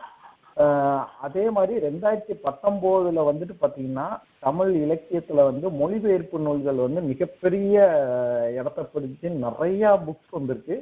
அது வந்து என்ன சொல்றது, நம்மளோட வாழ்க்கை முறைய விட்டுட்டு வேற ஒரு வாழ்க்கை முறையை நம்ம நல்லா தெரிஞ்சுக்கிறதுக்கு வந்து ரொம்ப பயனுள்ள கதைகள், கட்டுரைகள் இந்த மாதிரிலாம் வந்திருக்கு. அதை வந்து நம்ம எக்ஸ்ட்ரா வந்து அவருக்கு உண்டான அந்த இதுல வந்துட்டு சொல்றாரு. பிளஸ் அவரோட மெமரி பவருக்கு வந்து சொல்லவே தேவையில்லை. அவர் வந்துட்டு பாத்தீங்கன்னா ஒவ்வொரு புக்கையும் வந்துட்டு அவ்வளோ சூப்பரா படிச்சு அதுல வந்து எழுதியிருக்காரு. அதுல 15 புத்தகங்கள். அதுல வந்து அதான் அவர் சொன்ன மாதிரி ரேட்டிங் கிடையாதுங்க, இது வந்து 15 புத்தகம். இதுல நான் முதல் புத்தகமா சொல்ல வேண்டியது என்ன அப்படின்னா வந்துட்டு சுருக்கமான தென்னிந்திய வரலாறு, பிரச்சனைகளும் விளக்கங்களும் அப்படின்ட்டு. என்னது சுருக்கமான தென்னிந்திய வரலாறு, தென்னிந்திய வரலாறு. ஆனா இந்த புத்தகத்தை எழுதுன ஒரு பேரு பார்த்தீங்கன்னா நொபோரு கராசிமான்னு சொல்லி ஒரு ஜப்பானிய வரலாற்று ஆய்வாளர் அதை வந்து எழுதியிருக்காரு. ஜப்பானிய வரலாற்று ஆய்வாளர் வந்து எழுதியிருக்காரு. இது தமிழ்ல வந்து பா சண்முகம் அப்படிங்கிறவர் வந்து தொகுத்திருக்காரு. இதுல என்னன்னா நம்ம தென்னிந்திய வரலாற்றுல இருக்கிற கல்வெட்டு ஆதாரங்களை வந்து பயங்கரமா அவர் வந்து ரிசர்ச் பண்ணி அதை வந்து எழுதியிருக்காங்க. எனக்கு இதுல என்ன ஒரே ஒரு ஆச்சரியம் அப்படின்னா வந்துட்டு ஒரு ஜப்பானிய வரலாற்று ஆய்வாளர் வந்து நம்ம தென்னிந்திய வரலாறுல இருக்கிற சிற்பங்களையும் ஏன்னா கோவில்கள் இந்த மாதிரி வந்துட்டு எல்லாத்தையும் வந்துட்டு அதுல இருக்கிற பிரச்சனை, அந்த பிரச்சனைக்கு என்ன விளக்கம், அதை வந்து இந்த நூல் வந்து பயங்கரமா சொல்லுது. அடுத்த நூல் பார்த்தீங்க அப்படின்னா வந்துட்டு இது வந்து கொஞ்சம் அதாவது இதுல வர்ற நிறைய புத்தகங்கள் வந்துட்டு என்ன கொஞ்சம் லைட் ஹார்ட்டடு பீப்புளுக்கு வந்து கரெக்டான புத்தகங்கள் கிடையாது. இதுல நெக்ஸ்ட் இது சொல்றது வந்து எப்படின்னா எழுதா பயணம், ஒரு அன்னையின் பார்வை, ஆட்டிச உலகம். லக்ஷ்மி பாலகிருஷ்ணன் அவங்க வந்து எழுதியிருக்காங்க. இன்னைக்கு ஆட்டிசம் பாதிக்கப்பட்ட குழந்தைகளுக்கு வந்துட்டு தெரியும் அவங்களுக்கு வந்து உண்டான என்னென்ன சேலஞ்ச் இருக்கு அப்படின்ட்டு. அதை வந்துட்டு ரொம்ப இவங்க வந்து ஒரு கதையா எடுத்து இவங்க வந்து அந்த நூலை வந்துட்டு சொல்லியிருக்காங்க. லக்ஷ்மி ராமகிருஷ்ணன் அவங்க வந்து ரொம்ப அழகா சொல்லியிருக்காங்கன்னு சொல்லிட்டு சொல்றாரு. இது வந்து ஆட்டிசம் பாதிக்கப்பட்ட ஒரு அம்மா வந்துட்டு பையனை பத்தி சொல்ற ஒரு புக்கு. அடுத்த புத்தகம் வந்து புன்னகைக்கும் பிரபஞ்சம். இது வந்து ஒரு மொழிபெயர்ப்பு கவிதை புத்தகம். கபீர் அப்படிங்கிறவர் வந்துட்டு பாத்தீங்கன்னா நம்ம வடநாட்டுல வந்து ரொம்ப பிரபலமான ஒரு ரைட்டர். அவரோட பாடல் வந்து ரொம்ப பிரசித்தி பெற்றது அப்படின்ட்டு சொல்றாங்க. தமிழ்ல வந்து செங்கதிர் அப்படிங்கிறவங்க வந்துட்டு இதை மொழிபெயர்த்திருக்காங்க. அதுக்கடுத்த நூல் ஒரு கவிதை புத்தகம், ஒரு கட்டுரை புத்தகம், ஒரு நாவல் புத்தகம் இப்போ வரைக்கும். அதுக்கடுத்து ரொம்ப இது இப்படி எனக்கு இந்த ஒரு புக்கு, ஒரு சிற்பியின் சுயசரிதை, எஸ் தனபால் அப்படிங்கிறவர் வந்து இது பண்ணியிருக்காங்க. தனபாலோட சுயசரிதை, ஒரு ஓவியம் சிற்பியும் அவர் வந்து இது ஆனந்த விடன்ல வந்துட்டு இது வந்து ஒரு தொடர் அவர் வந்து தனபாலுங்கிறவர் எடுத்த அதை இன்னொருத்தர் வந்து கிருஷ்ண பிரபு அப்படிங்கிறவர் வந்துட்டு ஒரு சிற்பியின் சுயசரிதை அப்படின்னு சொல்லி ஒரு நூலா கொண்டு வந்திருக்காங்க. இந்த மாதிரி ஒரு நூல்லாம் வருதா தமிழ்ல அப்படிங்கிறதே எனக்கு வந்து மிகப்பெரிய ஆச்சரியம். இது அந்த நூலோட ஆசிரியர் வந்து ஓவிய கல்லூரியில படிக்கும்போது என்னென்ன பண்ணாங்க, அவங்களுக்கு இருந்த நட்பு எப்படி, சிற்பத்துறையில அவருக்கு எப்படி ஈடுபாடு வந்துச்சு, அவங்க கல்லூரி படிக்கும்போது என்னென்ன மாதிரி ஆக்டிவிட்டிஸ்லாம் பண்ணாங்க அப்படிங்கிற அவரோட சுயசரிதையை வந்து இந்த நூல் வந்து சொல்லுது. அதுக்கடுத்த புத்தகம் வந்து இது ஒரு மொழிபெயர்ப்பு நூல், தீ கொன்றை மலரும் பருவம். அபுபக்கர் ஆடம் இப்ராஹிம் அப்படின்ட்டு ஒரு நைஜீரிய கதை. இது வந்து தமிழ்ல வந்து லதா அருணாச்சலம் அப்படின்ட்டு ஒருத்தவங்க எழுதியிருக்காங்க. இவங்களும் வந்து நைஜீரியால இருந்ததுனால இந்த மொழிபெயர்ப்பு வந்து ரொம்ப சிறப்பா பண்ணியிருக்காங்க அப்படிங்கிற மாதிரி நான் இதோட இதை ரிசர்ச் பண்ணி பார்க்கும்போது பார்த்தேன். இந்த புக்கு வந்து அவ்வளவு நல்லா எழுதியிருக்காங்க அப்படின்னு சொல்லி சொல்றாங்க. அதான் அவங்க எடுத்துக்கொண்ட ஓமையா இருக்கட்டும், அந்த நைஜீரிய இதுல இருந்துட்டு வந்து பண்ணியிருக்காங்க. இது வந்து 0 டிகிரி பதிப்பகம் வந்து இது பண்ணியிருக்காங்க. கதையோட சுருக்கம் என்ன அப்படின்னா வந்துட்டு ஒரு 55 வயது பெண்ணை மையமா கொண்ட கதை. அவங்களுக்கும் ஒரு போதை பொருள் விற்பனை பண்றவங்களுக்கும் வந்து ஒரு உறவு ஏற்படுது. அந்த உறவை சமகால அரசியல் நிகழ்வோட கம்பேர் பண்ணி அவர் வந்து எக்ஸ்பிளைன் பண்ணிக்கிட்டே போறாங்க. அதுதான் வந்துட்டு இந்த இதை வந்து அதாவது ரெண்டும் கான்ட்ரவர்சியான ஒரு இது, அதை வந்து ஒரு நாவலா கொண்டு வந்திருக்காங்க. அடுத்த புத்தகம் வந்து மதுரையின் அரசியல் வரலாறு 1868. இதை வந்து தமிழ்ல வந்து சரவணன் அப்படின்ட்டு ஒருத்தர் எழுதியிருக்காரு. இது வந்து ஆக்சுவலா எப்பயோ வந்து ஒரு புத்தகம் political history of Madura country அப்படின்னு சொல்லி நெல்சன்கிறவர் எழுதினதை வந்துட்டு இவங்க இது பண்ணியிருக்காங்க. மதுரையில வந்து பாண்டியர்கள், இஸ்லாமியர்கள், நாயக்கர்கள், பாளையக்காரர்கள், சேதுபதி நிறைய பேர் ஆட்சி பண்ணியிருக்காங்க. அவங்களுக்கு நடந்த போர், அப்புறம் வந்து கிறிஸ்டியானிட்டி எப்படி வந்துச்சு, ஏன்னா சமயம் சார்ந்த சண்டைகள்லாம் அவங்களுக்குள்ள எப்படி வந்துச்சு அப்படிங்கிறத வந்து ரொம்ப விரிவாக ஆவணப்படுத்தியிருக்காங்க. இது வந்து மதுரையை பற்றி ரொம்ப இன்டெப்த்தாக நீங்கள் தெரிஞ்சுக்கணும் அப்படின்னு நினச்சிங்கன்னா இந்த புத்தகத்தை வந்து படிங்க அப்படின்னு சொல்லி நிறைய பேர் இந்த புத்தகத்தை வந்து ரெக்கமெண்ட் பண்ணியிருக்காங்க. எஸ்ரா மட்டும் இல்லை, இந்த புத்தகத்தை நிறைய பேர் ரெக்கமெண்ட் பண்ணியிருக்காங்க. அடுத்த புத்தகம் வந்து இன்னைக்கு வந்து வசூல்ல வந்து என்ன சொல்றது, கொடி கட்டி பறந்துகிட்டு இருக்க ஒரு நாவல், உலகின் மிக நீண்ட கலிவறை, அகர முதல்வன். இந்த புக்கு வந்து 2019 சிறந்த 5 புத்தகம் சொன்னீங்கன்னா அதுல இந்த புத்தகம் வந்து ஒன்று இருக்கும். அவ்வளவு விற்பனை ஆகிக்கிட்டு இருக்கு இந்த புத்தகம். ஈழ வரலாறு, ஈழப்போர் குறித்த வந்து கதைகளை வந்து இதுல வந்து சொல்லியிருக்காங்க. மொத்தம் 5 கதை இதுல இருக்கு. அதுல வந்து ஒரு முக்கியமான கதை அகல். இந்த அகலை மட்டும் கொண்டாடாத இன்னைக்கு இலக்கியவாதிகளே கிடையாது. எல்லாருமே பார்த்தீங்கன்னா இந்த அகல் குறுங்கதையை பற்றி எல்லா இன்னைக்கு பவாச்சலத்துறையா இருக்கட்டும், எஸ்காவா இருக்கட்டும், எல்லாருமே பேசிட்டாங்க. எல்லாருமே அந்த புக்குக்கு இன்னைக்கு வந்து மிகப்பெரிய சேல்ஸுக்கு வந்து இந்த அகல். இதை ஏன் வந்து ஒரு தனி புக்கா போடாம போனாங்க அப்படின்னு சொல்லி நிறைய பேருக்கு அந்த ஒரு வருத்தம் இருக்கு.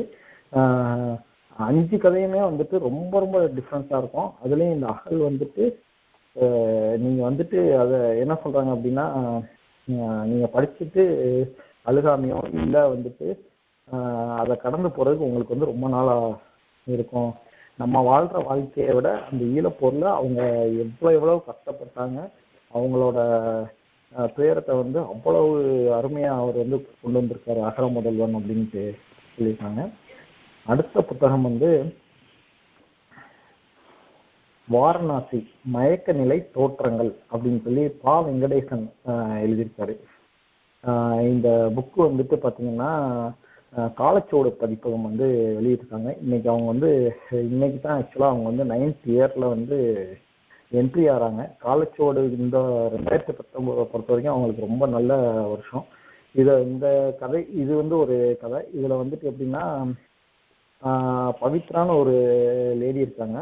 அவங்க வந்து அவங்க ஹஸ்பண்டை பழி வாங்குறதுக்கு வந்து என்ன பண்ணுறாங்க அப்படிங்கிறத வந்துட்டு சொல்கிறாங்க. ஆனால் அது ஏன் பழி வாங்குறாங்க, ஏன்னா அதை வந்துட்டு ரொம்ப இது பண்ணாமல் ஒரு பெண்ணோட சைடில் இருந்துட்டு அதில் இருக்கிற முக்கியமான விஷயங்களை வந்து ரொம்ப எக்ஸ்பிளைன் பண்ணியிருக்காங்க அப்படின்ட்டு சொல்லியிருக்காங்க. அடுத்தது பார்த்தீங்கன்னா சம்மம் தண்டவன் அப்படின்ட்டு, இதை வந்து தமிழில் காளி பிரசாத் அப்படிங்கிறவர் வந்து எழுதியிருக்காரு. இது வந்து எப்படின்னா நம்ம புத்தரை பற்றின ஒரு நூல். அதாவது புத்தர் வந்து ஒரு அவதார புருஷர் அப்படிங்கிறது வந்து எல்லாரும் தெரியும். ஆனால் சுக துக்கங்கள் எல்லாம் அறிந்த ஒரு மனிதன், நல்லது கெட்டது எல்லாமே அவனுக்கு தெரியும். ஆனால் அவன் எப்படி ஒரு ஞானி ஆகிறான் அப்படிங்கிற கோணத்துல தான் இந்த புக்கை வந்து எக்ஸ்பிளைன் பண்ணிட்டு போகிறாங்க. அதை வந்துட்டு ரொம்ப சிறப்பாக வந்து மொழிபெயர்த்திருக்காங்க. இதை வந்து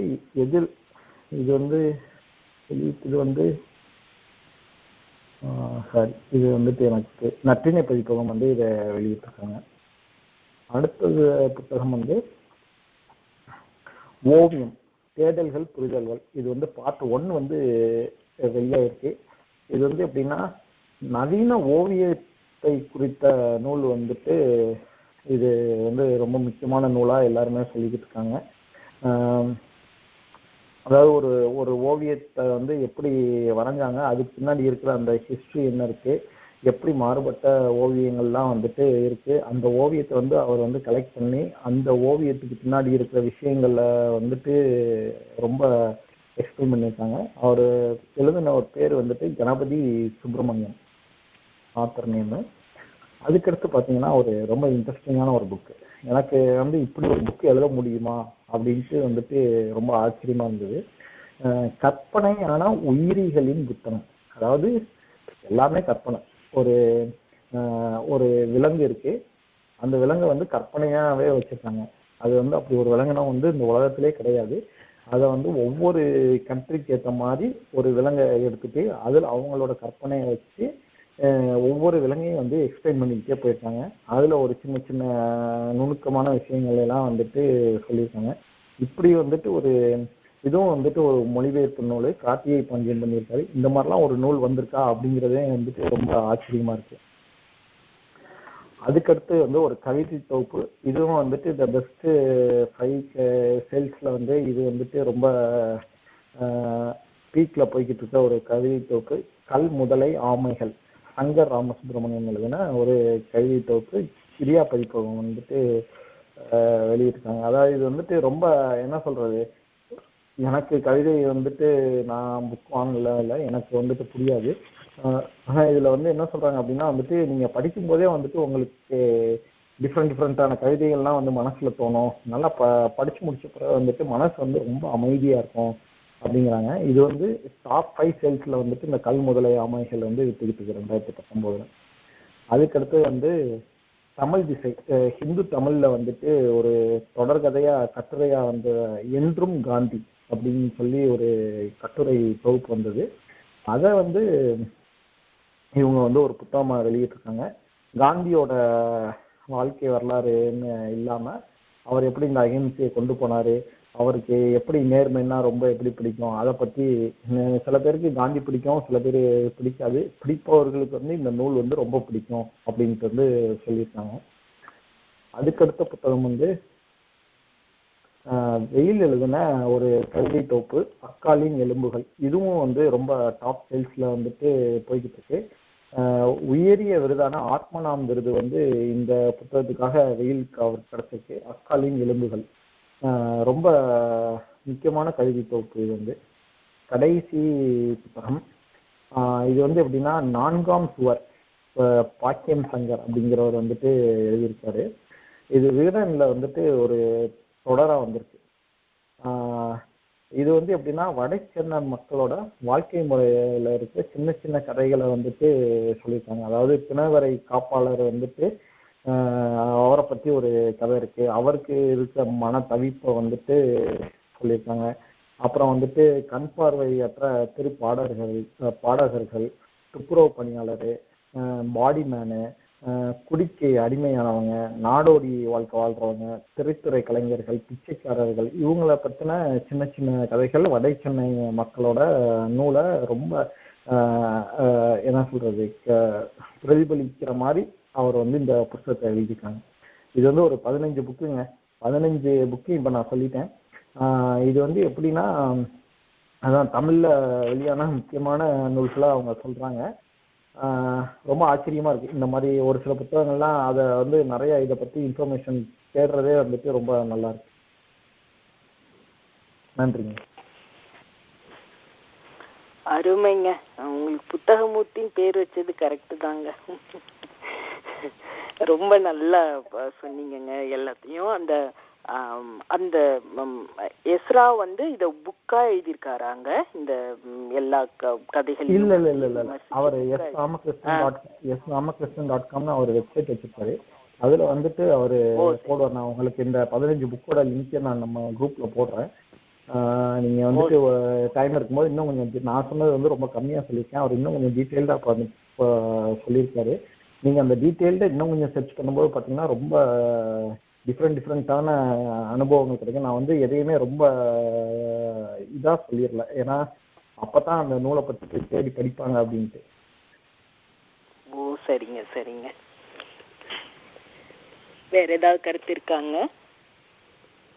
இந்த மாதிரி புக் லிஸ்ட் எல்லாம் கொடுத்து அசைன்மெண்ட் கொடுத்துக்கிட்டே இருக்கிறீங்க மூர்த்தி அவர்களே. ஆமா என்னோட லிஸ்ட் பெருசாயிட்டே போகுது. நீங்க தான் எல்லாம் வாங்கி தரணும். வாங்கிடுவாங்க, ஒன்றும் பிரச்சனை இல்லை. நீங்க மெஷினா வந்துருங்க மது, நீங்க புக் நிறைய வாங்குங்க. ஆமாங்க, புக்குக்காக நான் வரணும் போல இருக்குங்க. ஏற்கனவே மது பயங்கர பொறாமையில இருக்காங்க. நம்ம கேன்டன் ஃபார்மிங்டன் எல்லா இடத்துலயும் புக் வாங்குறோம் அப்படின்னு. ஆமா, கூடி சீக்கிரம் அங்கதான் மறுபடியும் வரணும். கண்டிப்பா வாங்குங்க. என்ன நாங்க ஷிப்பே பண்ணிடுறோம், விடுங்க. ஓகே ஓகேங்க. அடுத்தது அதுக்கு கல்யாணம் மேனகா, அடுத்தது மேனகா சொல்லுங்க. பால்நேத்திரன் பேசுறேன். கல்யாணம் ஆகி மகளிர் எல்லாம் புக்ககம் செல்வார்கள், இப்ப எல்லாம் புக்ககம் செல்ல நினைக்கிறாங்க. ஓ அருமைங்க அருமைங்க. அது நல்லது தானேங்க. நல்லதுதான். ஆமா, அது நல்லது தானேங்க. இன்னும் வந்து அப்புறம் நல்லதொரு குடும்பம் பல்கலைக்கழகம் ஆயிடும் அப்புறம். ஆமா ஆமா. சரிங்க, இது மணி 10 ஆயிடுச்சு. இருந்தாலும் ஆமாங்க, மூர்த்தி கிட்ட ஒரே ஒரு கேள்வி. புத்தக மூர்த்தி கிட்ட சரிங்க. மூர்த்தி, நீங்க சொல்லும்போது இந்த காலச்சூடு வந்து ஒரு கடைசி 9 வருஷமாவோ 7 வருஷமாவோ இருக்குதுன்னு சொன்னீங்க. ஆனா அந்த காலச்சூடு பதிப்பகத்தோட ஒரு புத்தகம் பார்த்தேன், தகழி சிவசங்கரம் பிள்ளை எழுதின புத்தகம். அது வெரி ஓல்டு, 70ல வந்த புத்தகம்னு நினைக்கிறேன். அது காலச்சூடு பதிப்பகம் ரொம்ப நாளா இருக்கிற மாதிரி நான் ஃபீல் பண்ணேன் அந்த புத்தகத்தை பார்த்துட்டு. அது கொஞ்சம் என்னன்னு சொல்ல முடியுங்களா? சாரி, கேட்கலையா? சொல்லுங்க, இப்ப சொல்லுங்க. மூர்த்தி, இது என்னன்னா நீங்க சொல்லும்போது சொன்னீங்க காலச்சூடு பதிப்பகம் வந்து கடைசி ஒரு 7 வருஷமா செயல்பட்டு இருக்காங்கன்ற மாதிரி சொன்னீங்க இல்லைங்களா? இல்ல 9வது வருஷத்துல இன்னைக்கு அடி எடுத்து வைக்கிறாங்கன்னு. 9வது வருஷத்துல அடி எடுத்து வைக்கிறாங்கன்னு சொன்னீங்க. ஆனா அவங்களோட பதிப்பகத்தோட புத்தகம் ஒண்ணு, தகழி சிவசங்கரம் பிள்ளை எழுதின ஒரு புத்தகம் ஒண்ணு பார்த்தேன். இங்க ரோஸ்டர் லைப்ரரியில கூட இருக்கு அந்த புத்தகம். அந்த லைப்ரரியில இந்த புத்தகம் வந்து ரொம்ப அது பழைய புத்தகம். அதுவும் காலச்சோடு பதிப்பகம் இருந்தது. மேபி காலச்சோடு வந்து பதிப்பித்தாங்களா தெரியல. ஆனா புத்தகத்தோட ஃபாண்ட் அதோட ஸ்டைலே ரொம்ப பழைய புக்கா இருந்தது, 70களில் வந்த புத்தகம் மாதிரி. அதுக்காக தான் கேட்டேன், வேற ஒன்றும் இல்லை. இல்ல சாரிங்க, நான் தான் தப்பா சொல்லிட்டேன். யாவரும் பதிப்பகத்துக்கு தான் இன்னைக்கு 9வது வருஷம். சாரி. Okay okay. காலச்சோடு ரொம்ப நாளா இருக்கு. அதுல நிறைய காலச்சோடு இல்ல காலச்சோடு யாவரும் குழப்பிட்டேன். நீங்க கரெக்டா சொல்லிட்டீங்க. காலச்சோடு வந்து சுந்தர ராமசாமி ஆரம்பிச்சது, அவரே எழுத்தாளர். இல்ல இன்னைக்கு யாவரும் பதிப்பகத்துக்கு தான் வந்துட்டு 9வது வருஷம். சாரி. சரிங்க சரிங்க. வந்து நேரம் 10 ஆயிடுச்சு. ஆனா இன்னும் ஒரு நம்ம லக்ஷ்மண் வந்து ரொம்ப சுவாரஸ்யமா சொல்லுவாரு. அவருக்கு இன்னும் விசிறிகள்லாம் இருக்காங்க. அதனால லக்ஷ்மண், நீங்க உங்க கதையை சொல்லிடுறீங்களா? ஒரு 10 நிமிஷம் எக்ஸ்ட்ராவா இருக்கிற மாதிரி இருக்கும். சொல்றீங்களா லக்ஷ்மண்? லக்ஷ்மண் அவசரப்படாம சொல்லலாம். லக்ஷ்மண் நிதானமா சொல்லலாம். ஆமா ஆமா, சரி நிதானமா சொல்லுங்க. சரிங்க. இது கதை பேர் வந்து ஆதி. இது எப்பயுமே எழுத்தாளரை பத்தி சொல்லணும்னு சொல்லுவேன். இதோட எழுத்தாளரே நான் தான், அதனால பெருசா சொல்லல அதை பத்தி. இது நான் எழுதின கதம்பத்துல பப்ளிஷ் ஆனது லாஸ்ட் இயர். இது வந்து ஒரு சயின்ஸ் ஃபிக்ஷன். இந்த கதை நடக்கிறது வந்து 2080 நடக்கிற கதை. ஆரம்பம் எங்கன்னு பாத்தீங்கன்னா ஒரு 70th இந்த சஷ்டித்து பூர்த்தி நடத்துற ஒரு இடத்துல வந்து கதை ஆரம்பிக்குது. ஒரு 2 கப்புள்ஸோட பையன் வந்து அதை நடத்தி வைக்கிறான். நடத்தி வைக்கும்போது எல்லாம் கேட்குறாங்க, என்னப்பா அடுத்து விசேஷம் உனக்கு தான் இருக்கணும், எப்போ நீ கல்யாணம் பண்ண போற அப்படின்லாம் கேட்குறாங்க. அதுக்கு அவன் சொல்றான், இல்லை எனக்கு அதை விட ரொம்ப முக்கியமான விஷயங்கள்லாம் இருக்கு, நான் அதை முடிக்கணும், அதை முடிச்சுட்டு தான் நான் கல்யாணம் பண்ணுவேன் அப்படின்னு சொல்லும்போது அந்த பையனை பற்றி வந்து ஒரு டிஸ்கிரிப்ஷன், ரகு அப்படின்றது அந்த பையனோட பேர். அவன் ஒர்க் பண்ணுறது நாசாவில். So 2080 NASA. அவனோட விஷன் இல்லை, அவனோட மிஷன் என்னன்னு பார்த்தீங்கன்னா மார்ஸோட எக்ஸ்பெடிஷன் தான் அவனோட மிஷன். ஸோ அவன் அதில் தான் வந்து அசைன் ஆயிருக்கான். ஸோ அந்த பீரியட்ல 2080 வந்து இவங்க வந்து அதை கண்டுபிடிக்க போறாங்க. பை த வே இந்த கதையை நான் எழுதுனது வந்து 2007. அப்போதைக்கு எலான் மஸ்க், ஸ்பேஸ் எக்ஸ் எதுவுமே இல்லை. அதனால என்னோட இமேஜினேஷன் கொஞ்சம் தள்ளி வச்சுட்டேன், சிச்சுவேஷன்ஸ் மாறி போச்சு. ஸோ அதனால 2080 நான் எழுதியிருக்கேன். அவன் என்ன சொல்றான்னா, நான் அதெல்லாம் முடிச்சுட்டு வந்து நான் கல்யாணம் பண்ணிக்கிறேன் அப்படின்னு சொல்லிட்டு கிளம்பிடுறான். ஸோ இப்போ வந்து அவனோட மிஷன் வந்து ஆரம்பிக்குது. ஒரு 3 மாசம் டிராவல் பண்ணி வாயேஜர்ல அவங்க வந்து மார்ஸுக்கு போயிடுறாங்க.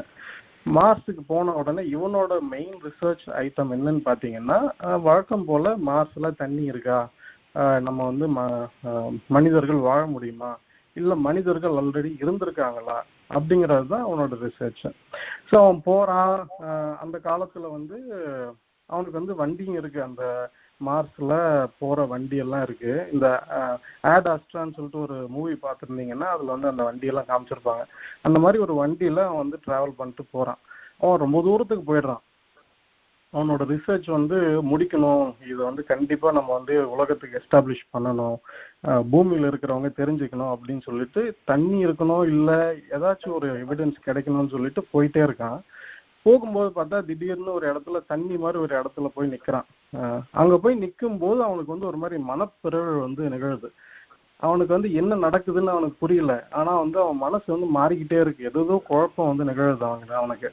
அது தண்ணி மாதிரி இருக்கு, தண்ணி இல்லாத மாதிரியும் இருக்கு, அதோட கலர் அவனுக்கு புரியல, அதோட அது திடப்பொருளா இல்லை என்ன மாதிரி லிக்விடா என்னன்னு அவனுக்கு சுத்தமா புரியல. ரொம்ப அவனோட யோசனை, அவன் வந்து அவன் நிலையிலே இல்லை. அப்போ வந்து ஒரு கேரக்டர் வருது, என்னன்னா ஏலியன்.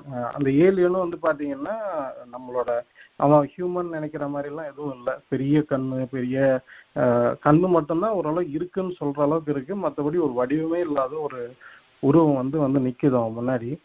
அவன் இன்னமும் குழம்பி போறான். அதுக்கப்புறம் அவனோட நிலையிலேயே அவன் இல்லை. அதுக்கப்புறம் கொஞ்ச நேரத்தில் பார்த்தீங்கன்னா மயங்கி போயிடுறான். அதுக்கப்புறம் வந்து பார்த்தா அந்த ஏலியன் வந்து அங்கே இல்லை. ஆனா வந்து அவன் கையில வந்து ஒரு கல் இருக்கு, கல்லு மாதிரி. இதுவும் வந்து கல்லுன்னு சொல்ல முடியாது, பட் கல்லு மாதிரி, அதுக்கும் வடிவம் எதுவும் கிடையாது, ரொம்ப சில்லுன்னு இருக்கு. மார்ஸ் வந்து பாத்தீங்கன்னா ரொம்ப வெப்பமான தட்பவெப்ப நிலையம் இருக்கும். ஆனா அவனுக்கு வந்து ஒரு குழப்பம், என்னடா இவ்வளோ தட்பவெப்பம் இருக்கிற இடத்துல என்னோட கையில வந்து இப்படி இவ்வளோ குளிரான ஒரு கல் இருக்கும் அப்படின்னு சொல்லிட்டு அவன் யோசிக்கிறான். அதுக்கப்புறம் திடீர்னு அவனுக்கு தோணுது, ஐயோ இதை நம்ம வந்து டைரக்டா வந்து நம்ம எடுத்துட்டோமே, நம்ம வந்து ரோபோட் எடுத்துருக்கணும் அப்படின்ற மாதிரி கன்ஃபியூஷன்லாம் வருது அவனுக்கு. இருந்தாலும் அதை எடுத்துட்டு வந்துடுறான், ஏன்னா ரொம்ப முக்கியமான விஷயமா இருக்கும் அப்படின்னு சொல்லிட்டு. இப்போ அந்த மிஷன் வந்து முடிஞ்சிருது. அவங்க வந்து பேக் டு எர்த்து, இப்போ எர்த்துக்கு வந்துட்டாங்க. இவனை வந்து குவாரண்டைன்ல போட்டுடுறாங்க. அவன் வந்து வெளியே வர்றதுக்கு ரொம்ப நாள் ஆகுது. ஆனா வந்து அங்கிருந்து அந்த மெட்டீரியல்ஸ்லாம் வந்து ரிசர்ச் லேபுக்கு போயிட்டு இருக்கு. ஸோ ரிசர்ச் லேப்ல அந்த கல்லை வந்து ரிசர்ச் பண்ணிக்கிட்டு இருக்காங்க. இது எங்க நடக்குதுன்னா சென்னையில் நடக்குது. சென்னையில் ஒரு லெபரட்டரியில் நடக்குது. அதை வந்து ஒரு 2 பேர் ஆராய்ச்சி பண்ணிட்டு இருக்காங்க. யாருன்னா அந்த ரகுவோட அப்பாவும் இன்னொருத்த வந்து ஈராக்லேருந்து வந்த ஒரு ஆர்கியாலஜிஸ்டும் வந்து ரிசர்ச் பண்ணிட்டு இருக்காங்க. ஏன் ரிசர்ச் பண்றாங்க அப்படின்னு பாத்தீங்கன்னா, அதுல வந்து ஸ்கிரிப்ட் இருக்கு, அந்த கல்லுல வந்து எழுத்து வந்து எழுதிருக்கு. ஆனா வந்து புரியல, யாருக்கும் புரியல. அது என்னன்னு புரிஞ்சுக்கிறதுக்காக தான் வந்து இந்த ஆர்கியாலஜி பீப்புள் வந்து அதை ரிசர்ச் பண்ணிட்டே இருக்காங்க. ரிசர்ச் பண்ணிட்டே இருக்கும்போது பாத்தீங்கன்னா, இவங்க அப்பா வந்து அந்த காலத்து தமிழ் எழுத்துக்கள், அந்த பிராமி எழுத்துக்கள் அதையெல்லாம் ரிசர்ச் பண்ணவர். ஸோ அதனால வந்து எல்லா இடத்துக்கும் இந்த கல்லோட சாம்பிள் போயிருக்கு. இவங்களும் வந்து இப்போ வந்து இந்த தமிழ் லேபரேட்டரியில் இதை வந்து ரிசர்ச் பண்ணிட்டு இருக்காங்க. ஸோ ஒரு ஸ்டேஜில் வந்து அந்த கல்லில் என்ன எழுதிருக்கு அப்படின்னு சொல்லிட்டு கண்டுபிடிச்சிட்டாங்க. இது வந்து அந்த காலத்து தமிழில் எழுதிருக்கு அப்படின்னு சொல்லி, ரொம்ப அந்த காலத்து தமிழில் வந்து எழுதிருக்கு அப்படின்னு சொல்லிட்டு கண்டுபிடிச்சிட்டாங்க. ஸோ இப்போ வந்து அது என்னன்னு சொல்லிட்டு இந்த காலத்து தமிழில் வந்து தமிழை டிரான்ஸ்லேட்டும் பண்ணிட்டாங்க. ஸோ இந்த கல் என்னன்னா மார்ஸ்லேருந்து வந்திருக்கு. அந்த ஸ்கிரிப்டை வந்து டிரான்ஸ்லேட் பண்ணிட்டாங்க. அந்த ஸ்கிரிப்டை நான் அப்படியே படிக்கிறேன். இந்த ஸ்கிரிப்டோட தான் இந்த கதை முடியுது. அதில் என்ன எழுதிருக்குன்னா, இந்த கிரகத்தின் கடைசி நிமிட பதிவு. இந்த பதிவு எழுதப்பட்டிருப்பது எங்கள் மொழியில். எழுதியது ஒரு கடைசி உயிரினம். எழுதப்பட்ட விதம் எங்களின் விஞ்ஞான வளர்ச்சியில் உருவான அழியாத எழுத்து பதியும் எதிலும் எழுதும் கருவி. இந்த கிரகம் இப்போது அழிந்து போகப் போகிறது. சுற்றிலும் இறந்த வாசனைகள். நாங்கள் வளர்த்த விஞ்ஞானம் எங்களை பால்வெளிக்கு அப்பால் பயணிக்க வைத்தது. எங்கள் கிரகத்தை சந்தோஷப்படுத்தியது. ஆனால் பின்னாலேயே அதன் அடங்கா கோபம் எங்களுக்கு தெரியவில்லை. இப்போது நாங்கள் உருவாக்கிய விஞ்ஞானம் எங்கள் வாழ்க்கையில் ஒன்றாகி இயற்கை குலைத்து கிரகம் அழிக்கப்பட்டு விட்டது. கடல் மட்டங்கள் உயர்ந்து அழிந்து கொண்டிருக்கிறோம். எங்களின் பல நூற்றாண்டு வாழ்க்கையும் வான்வெளி பயணத்தின் வளர்ச்சியும் பருவ மாற்றங்களும் எங்களை அடுத்த பக்கத்து கிரகங்களை வாழ்வதற்காக பார்க்க வைத்தது. அதன் பலன் எங்கள் ஜீவன்களில் 2 பேர் சூரியனுக்கு 3வது இடத்தில் எங்களுக்கு பக்கத்தில் இருக்கும் கிரகத்தில் கொண்டு போய் விடப்பட்டுள்ளார்கள். அவர்களுக்கு நாங்கள் இட்ட பெயர் ஆதாம், ஏவாள். அவ்வளவுதாங்க, கதை முடிஞ்சது. சூப்பர்ங்க.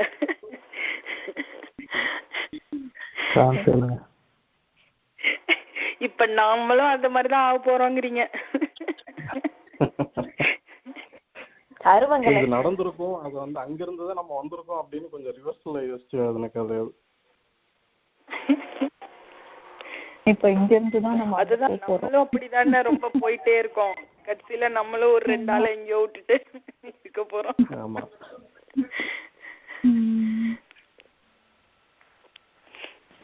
இது ஒவ்வொரு கதையுமே நல்லா இருக்குங்க. அவங்களோடது ரொம்ப கிரியேட்டிவா இருக்கு, ரொம்ப சென்டிமெண்ட்லா இருக்கு. சயின்ஸ்லயும் நீங்க ரொம்ப நல்லா எழுதுறீங்க, இதுலயும் சென்டிமெண்ட்லாவும் ரொம்ப நல்லா எழுதுறீங்க. பரவாயில்ல, டிஃப்ரெண்ட் இது இருக்கு உங்களுக்கு. என்னோட கம்ஃபர்ட் ஜோன் வந்து வெளியே வந்து எழுதணும்னு நினைப்பேன். ஸோ அதனால அப்படி எழுதுறது. லக்ஷ்மண், நீங்க அந்த கதை சொன்னோட எனக்கு ஒரு ஞாபகம் வந்துச்சு. லக்ஷ்மண் சொல்லுங்க. ஒரு சிறுகதையினுடைய இலக்கணமா வந்து, நல்ல சிறுகதைக்கு இலக்கணமா வந்து என்ன சொல்றாங்கன்னா, அந்த கதையினுடைய கடைசி வரியில ஒரு ஜீவன் இருக்கணும் அப்படின்னு ஒண்ணு படிச்சிருக்கேன் நான். அந்த மாதிரி இந்த கதை வந்து இந்த கடைசி வரை அவங்க பேர் ஆதாம் ஏவாள் முடிச்சீங்கல்ல, அங்கதான் அந்த ஜீவன். ரொம்ப அற்புதமா இருந்துச்சு. அது வரைக்குமே கூட நல்ல கதை தான், அது வரைக்குமே கூட நல்ல கதை தான். நான் கடைசி வரியில வந்து ரொம்ப அற்புதமா முடிச்சுங்க. கரெக்ட். அது ராம் நீங்க சொன்னதுதான் நானும் நினைச்சேன். இந்த கடைசியில what you leave the reader with அப்படின்னு சொல்லுவாங்க, அந்த மாதிரி அந்த கடைசி மெசேஜ் ரொம்ப அருமை. அது லக்ஷ்மண் நிறைய எழுதணும். ஆனா நீங்க அம்மா ஸ்டோரிய நானும் படிச்சேன், ரொம்ப மூட் அவுட் ஆகி ரொம்ப அழுதுட்டேன் லக்ஷ்மண் உங்களால. அதனாலதாங்க நான் படிக்கவே இல்ல.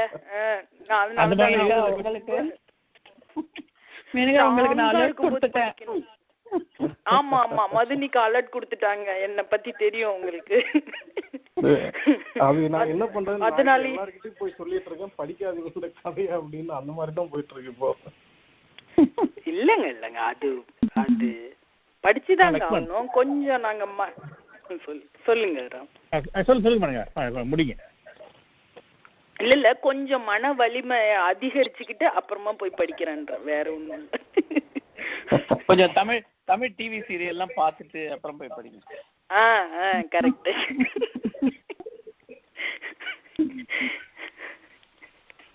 லக்ஷ்மண், உன் கதையை படிச்சுட்டு கேட்டுட்டு நீ ரொம்ப மூட் அவுட் ஆகி சில பேர்ட்ட புலம்புல சமான் படத்துக்காக என்ன வந்து இன்னைக்கு எல்லாம் இன்வைட் பண்ணிருக்காங்க லஞ்சுக்கு.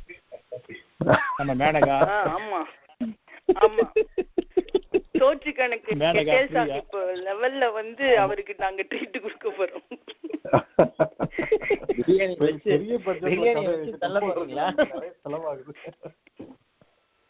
இல்ல, நீ கவிஞர்கள் கூட்டத்துல நீ கவிஞர்களுக்கு குரூப் தனியா இருக்கு, அதை பேசிட்டு இருக்கும்போது அந்த கதையை பத்தி ரொம்ப பேசி விவாதம் பண்ணி எல்லாம் எமோஷனல் ஆகி கடைசியில் எனக்கு சமான் படத்துக்காக இன்வைட் பண்ணிருக்காங்க. பிரியா மேனகா, யார் யார் ஞாபகம் இல்லை, வரிசையா ரொம்ப ரொம்ப நன்றி, ரொம்ப நன்றி. அது ஆக்சுவலா வந்து ரியல் ஸ்டோரி. அது என் ஃப்ரெண்டுக்கு நடந்தது. அது ரொம்ப பாதிச்சது என்ன, கடைசி வரிதான் என்ன பாதிச்சது ரொம்ப. ஏன்னா அம்மா அப்படிங்கிறவங்க எல்லாருமே ஒரு விதத்துல ஒரே மாதிரி பார்ப்போம். அந்த உணவு அப்படிங்கிறது தான், அந்த உணவு பரிமாறுறதுலயும் சரி, கடைசி வரைக்கும் உயிர் போகிற வரைக்கும் அதை தான் யோசிச்சுட்டே இருக்காங்க. அது அந்த அம்மா வந்து அந்த ஒரு நிலைமையிலயும் அவங்க சொன்னாங்க அப்படிங்கிறது என் மனசு ரொம்ப பாதிச்சது. அந்த அம்மாவை பத்தி நான் சொல்லணும்னு யோசிச்சேன், அதனாலதான் அந்த கதை. அது எல்லா அம்மாக்களுக்குமே சமர்ப்பணங்க. ஆமா. ஆனா இந்த மாதிரி லக்ஷ்மண், நமக்குள்ள ஒரு கருவா மட்டும் இருக்கும்ல சில கதைகள், நம்ம வடிவம் கொடுக்காம கதை கருவா மட்டும் இருக்குல்ல, அதையும் கூட ஏதாவது ஒரு சந்தர்ப்பத்துல விவாதிக்கலாம், பேசலாம். கண்டிப்பா. காப்பிரைட் எல்லாம் இஷ்யூ வச்சுக்கிட்டு, காப்பிரைட் ஆம்ல வச்சுக்கிட்டு ஓப்பனா விவாதிக்கலாம். கண்டிப்பா. சரிங்க சரிங்க. நீங்க இன்னொன்னு வேல்பாரியில சூப்பரா நடிச்சிருந்தீங்க லக்ஷ்மண், ரொம்ப அருமையா. அதுக்காகவே இன்னைக்கு ஒரு 10-20 நிமிஷம் இன்னைக்கு தனியா வேல்பாரிக்காகவே பேசணும்னு ஆசை. எல்லாருமே நிறைய கதைகளை பத்தி பேசவும் கொஞ்சம் அப்படியே அமைதியாயிட்டோம். சுரேஷ் ஊட்டி கலக்கிட்டாரு பாரியா. எங்களுக்கு இப்பதான் தெரியுமே அவர் பாரியா நடிச்சிருக்காரு அப்படின்னு. எங்களுக்கு அவர்தான் வேல்பாரியே இல்ல, நாங்க அப்படிதான் பார்த்தோம். அவராலதான் இந்த நாடகமே வேற லெவலுக்கு போயிருக்கு.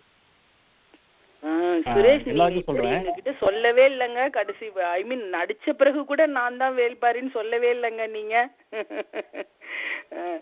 அது எல்லாரோட இணைப்புல சில பேர் இருக்காங்க, இன்னும் சில பேர் இருக்காங்க நடிச்சவங்க. நான் அவங்க பேரெல்லாம் வாசிக்கிறேன். சரண்யா, நம்ம சரண்யா ஒரு அந்த கேரக்டர் பேர் தெரியல எனக்கு. சரண்யா நடிச்சாங்க. பிரவீனா சொல்ல தேவையில்ல யாருக்குமே என்ன நடிச்சாங்கன்ட்டு.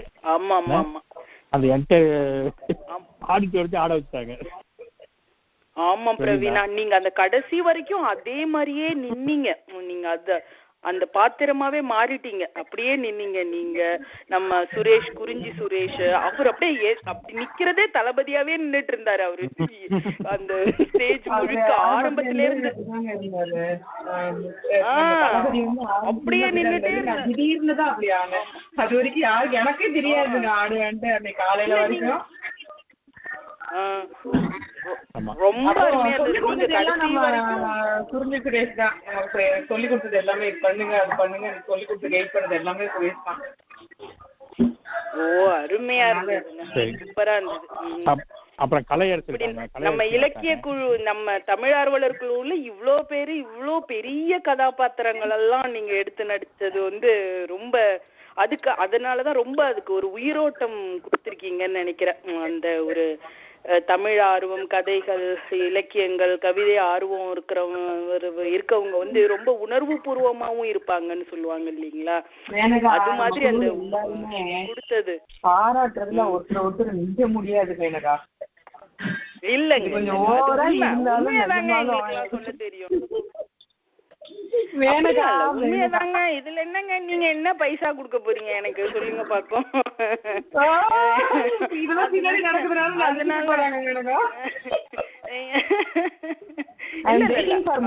அதுவும் ஒரு காரணமா, அதுவும் ஒரு காரணமா இருக்கும் அப்படின்னு நான் நினைக்கிறேங்க. மது என்ன சொல்ல போற அப்படின்னு ரொம்ப அவளோட கத்துக்கணும். பாக்கலாம். மேனகா, பிரவீனா ஆடுவார், ராம் பாடுவார். இது ரெண்டு நம்ம புதுசா கத்துக்கிட்டோம். ஆமா, தாள கௌரி பாட்டு. 1000 பாட்டுக்கு அடி தெரியும், 100 பாட்டுக்கு நொடி தெரியும்னுவாங்க. நமக்கு அதுவும் தெரியாது. ஏதோ அந்த டைம்ல கத்த வேண்டியதான். கேட்கறது காது இருக்கும்போது நமக்கு என்ன கவலை. நேரம் அதிகமாயிடுச்சு, சுருக்கமா முடிக்கணும். அதுக்காக சொல்றேன். கலையரசி நடிச்சாங்க. கலையரசிக்கு டயலாக் இல்ல, ஆனா அவங்க பொண்ணுங்க 2 பேரும் சூப்பரா பேசினாங்க. ஆமா, பொண்ணுங்க 2 பேரும். ஆமா, பாரி பேசிட்டீங்க. அரவிந்த் நீலனா நடிச்சாரு. ஆரம்பத்துல இருந்து ஃபர்ஸ்ட்ல இருந்து லாஸ்ட் வரைக்கும் இருந்தார். ஃபுல் கேரக்டர் அவருக்கு, வெயிட்டான கேரக்டர். அவர்தான் ஹீரோவே பாரிக்கு அடுத்து. ஆமா, அவருக்கு டான்ஸ், நடிப்பு, நக்கல், நையாண்டி எல்லாம் கலந்து கேரக்டர் சூப்பரா பண்ணீங்க அரவிந்த். நன்றிங்க. அப்புறம் காசி நடிக்கல, ஆனா காசி நீங்க பேக்ரவுண்ட்ல ஏதாவது ஒர்க் பண்ணீங்க. காசி நீங்க என்னன்னு தெரியல. காசி நீங்க சொல்லிட்டீங்கன்னா ஓகே. பேக்ரவுண்ட் நான் லைட்டிங்கும் சவுண்டும் நான் தான் பார்த்தேன். அண்ட் என்ன இது அவருக்கு பின்னணி வாய்ஸ் கொடுத்திருந்தேன் அரவிந்தனுக்கு. சரி. டப்பிங் நல்லா இருந்ததுங்க. அந்த சவுண்ட் கொடுத்திருந்தது பின்னால, அது ரொம்ப மேட்சிங்கா இருந்தது, நல்லா இருந்தது. ஒலியும் ஆமா. நாங்க 2 பேர் பண்ணோம். நான் ஒரு ஆள் மட்டும் இல்ல, 2 பேர் பண்ணோம். ஆக்சுவலா எல்லாம் கிங்ஸ்லியோட இதுதான். நல்லா எடுத்து கிங்ஸ்லியோட வாய்ஸ் ரொம்ப அவர் குரல் ஒரு பெரிய பக்கபலம். அவர் 2 குரல் கொடுத்திருந்தாரு தெரியும்ல. அவர் இல்லாம டப்பிங் வாய்ஸ் வேற பேசியிருந்தாரு அந்த இதுல. பழையனுக்கும் அவர்தான் வாய்ஸ். பழையனோட வாய்ஸ்.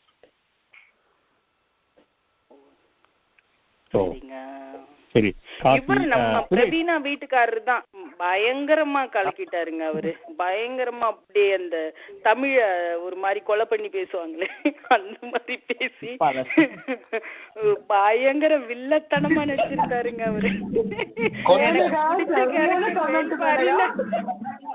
ஆமா, நான் நேரா உங்க வீட்டுக்கார்ட்ட சொன்னேன் என்ன ஒரு வில்லத்தனம் சொன்னாருங்க. ரொம்ப என்ஜாய் பண்ணாரு உங்க கமெண்ட்ல, ரொம்ப என்ஜாய் பண்ணாரு. நான் போய் சொன்னேன் உங்க கேரக்டர் தாங்க செம்ம சூப்பர் அப்படின்னு சொல்லி சொன்னேன். நீங்க நல்லா ரசிச்சிருக்கீங்கன்றது தாங்க ஒரு ஆர்டிஸ்டுக்கு என்னங்க வேணும். நீங்க அவங்கள ரசிக்கிறீங்கன்னு தெரிஞ்சா அதுவே பெரிய விஷயங்க. நான் ரொம்ப சந்தோஷங்க நிஜமாதான். இவ்வளவு பெரிய ரசிகர் கூட்டத்துக்கான ஒரு மேடை நம்ம கிடைச்சது வந்து எப்படி சொல்றதுன்னு தெரியல, தேர்ன்னு தான் சொல்லணும். நமக்கு கிடைத்த பெருந்தேர். நீங்க நிறைய மேடை ஏறலாங்க, நிறைய தமிழ்ச்சங்கங்கள் அதுல வந்து அந்த அளவுக்கு அந்த ஒரு தரம் தெரிஞ்சுதுங்க. எல்லாருமே தான் ஒரு ட்ரூப்பே வச்சு நீங்க எல்லாத்தையும் சொல்லி முடிக்கணும். நம்ம அப்புறமா பேசிக்கலாம். சரி, நேரமாவது அதுக்காக சொல்றேன். நேரமாவது சொல்லி முடிங்க ராம். நீங்க சுரேஷும் லக்ஷ்மணும் வந்து இயக்குனர்கள், அதாவது டிராமாவை வந்து 3 பேர் இயக்குனாங்க. கிங்ஸ்லி, சுரேஷ், லக்ஷ்மணன். சரியா சொல்லலாம் சுரேஷ்? 3 பேரும் இயக்குனாங்க நினைக்கிறேன். லக்ஷ்மணன் தான் சுரேஷ் பேசலாங்க. கரெக்ட் தான் ராம். ஓகே. அவங்க நடிச்ச இயக்குனர் மட்டும் இல்லாம அவங்க வந்து நடிக்கவும் செஞ்சாங்க. சுரேஷ், லக்ஷ்மணன் நீங்க யாராவது சொல்லலாம். சுரேஷ், லக்ஷ்மணன். என்ன பொறுத்த வரைக்கும் இது ஒரு நல்ல ப்ராசஸ். நான் வந்து ஸ்க்ரீன் பிளே, டைலாக்ஸ், அதுக்கப்புறம் விஷுவல்ஸும் நான் பண்ணேன். எனக்கு ஒரு நல்ல எக்ஸ்பீரியன்ஸ் இது. நாங்கள் நிறைய எஃபர்ட் போட்டது எதுக்குன்னா, இந்த நாடகத்தை பார்க்கணும், ரசிக்கணும். அத்தனைக்கு மேலே வேல்பாரி அப்படிங்கிறவர் வந்து யார் அப்படின்னு தெரிஞ்சுக்கணும். அதுக்கும் அடுத்த ஒரு மோட்டிவ் வந்து அந்த வேல்பாரின்ற புத்தகத்தை எடுத்து படிக்கணுன்றது என்னோட மோட்டிவ். கண்டிப்பா யாராச்சும் பார்த்த ஒரு 100 பேர்ல ஒரு 10 பேர் அந்த புத்தகத்தை எடுத்து படிச்சாங்கனால இது ஒரு பெரிய வெற்றியா நான் பாக்குறேன். சுரேஷ், நான் அனந்த் பேசுறேன். என்னோட நண்பர் வந்து என்கிட்ட இருந்து வேல்பாரி புக் கடன் வாங்கிட்டு போயிட்டார் இன்னைக்கு. சிறப்பு. நீங்க என்னங்க நீங்க படிச்சிருக்கீங்களா? நான் வெங்கடேசன் ஐயாட்டு வாங்கி வச்சிருக்கேன்.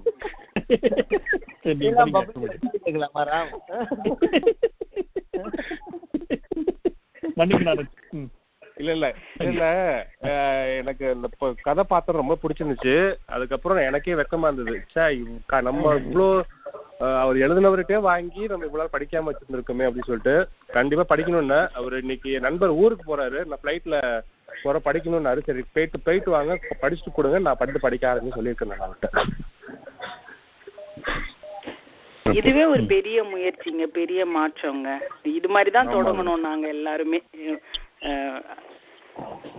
சுரேஷ் ஊட்டி, நீங்க ஏதாவது பேசுங்க. இருக்காராங்க அவரு? இருக்காங்க. என்னோட ஒரே கருத்து என்னன்னா, வாய்ப்பளித்த அருமையான நண்பர்களுக்கெல்லாம் இருக்குன்னா கோடானு நன்றி. இந்த மாதிரி ஒரு மேடை, இந்த மாதிரி ஒரு ஆடியன்ஸ், இந்த மாதிரி ஒரு கதை வாழ்க்கையில கிடைக்குமா அப்படின்னு நினைச்சிட்டு இருந்த காலத்துல நான் நிறைய மேடை இருக்கேன். ஒரு 20-21 வருஷத்துக்கு முன்னாடி அந்த மாதிரி ஒரு வாய்ப்பு பொண்ணான வாய்ப்பா வந்து அமைச்சது. அதுவும் இந்த ப்ராசஸ்ல லக்ஷ்மண் சொன்ன மாதிரி இந்த கதையோட பாரியோட 4-5 மாசமா பயணிச்சுட்டு இருக்கோம். ஒவ்வொரு லெவலா டப்பிங் எல்லாம் பண்ணி இம்ப்ரூவ் பண்ணிட்டே போயிட்டு இருக்கோம். கடைசியா அன்னைக்கு காலையில பார்க்கும்போது ஒரு அதிரிமிதமான நம்பிக்கை வந்து எங்களுக்கு இதை கண்டிப்பா எக்ஸ்ட்ராடினரியா இருக்கும்னு முன்னமே தெரியும். அப்படி போயிட்டு இருக்கும்போது ஃபைனல் ரிஹர்சல் பண்ணும்போது கூட அங்கங்க சின்ன சின்ன ஸ்கோர்வை இல்லாத மாதிரி இருந்தது. ஆனா ஃபைனல் டெலிவரி பார்த்தீங்கன்னா எக்ஸ்ட்ராடினரி. யாரு எப்படி அந்த ரோலா மாறினாங்கன்னு எனக்கு கண்ணால நம்பவே முடியல. 2 சீன் நடிச்சுட்டு நான் பின்னாடி இருக்கேன். 5வது சீன்ல இருந்து 10வது சீன் வரைக்கும் மானிட்டர்ல பார்த்துட்டு இருக்கேன். அந்த பேக்ட்ராப்ல வர்ற இதுவும் 4 சீன் நடக்கும்போது பார்த்தா க்ரௌட்ல பின் ட்ராப் சைலன்ஸ். நான் எந்த சீன்ல இருக்கேன், அடுத்த சீனுக்கு நான் போகணுன்றதையும் மறந்து மெய் சிலிர்த்து போய் பார்த்துட்டு இருந்தேன். அப்படி வந்து இத்தனை வாட்டி பார்த்த என்னையே இந்த கதை இவ்வளவு இழுக்குதுன்னா கண்டிப்பா இந்த கதை வந்து நாடகம் வெற்றி அடையும்ன்ற சந்தேகம் இல்லாம கடைசி சீன் எல்லாம் எப்படி இருந்ததுன்னு வெடிச்சுதான் நடிச்சோம். அப்படிதான் இருந்தது. எங்களோட அனுபவம்.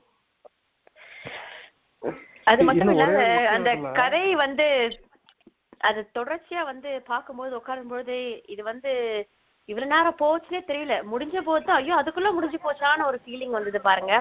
அதுவும் ஒரு வெற்றி கடிப்படைங்க. ஏன்னா இந்த மாதிரி நாடகங்கள்ல வந்து பார்க்கும்பொழுது ஒரு டிஸ்கனெக்ட் இருக்கும், இல்ல வந்து ஐயோ ரொம்ப நேரம் இழுத்துட்டு போதேன்னு ஒரு ஃபீலிங் வரும் சரித்திர நாடகங்களை பார்க்கும்போது.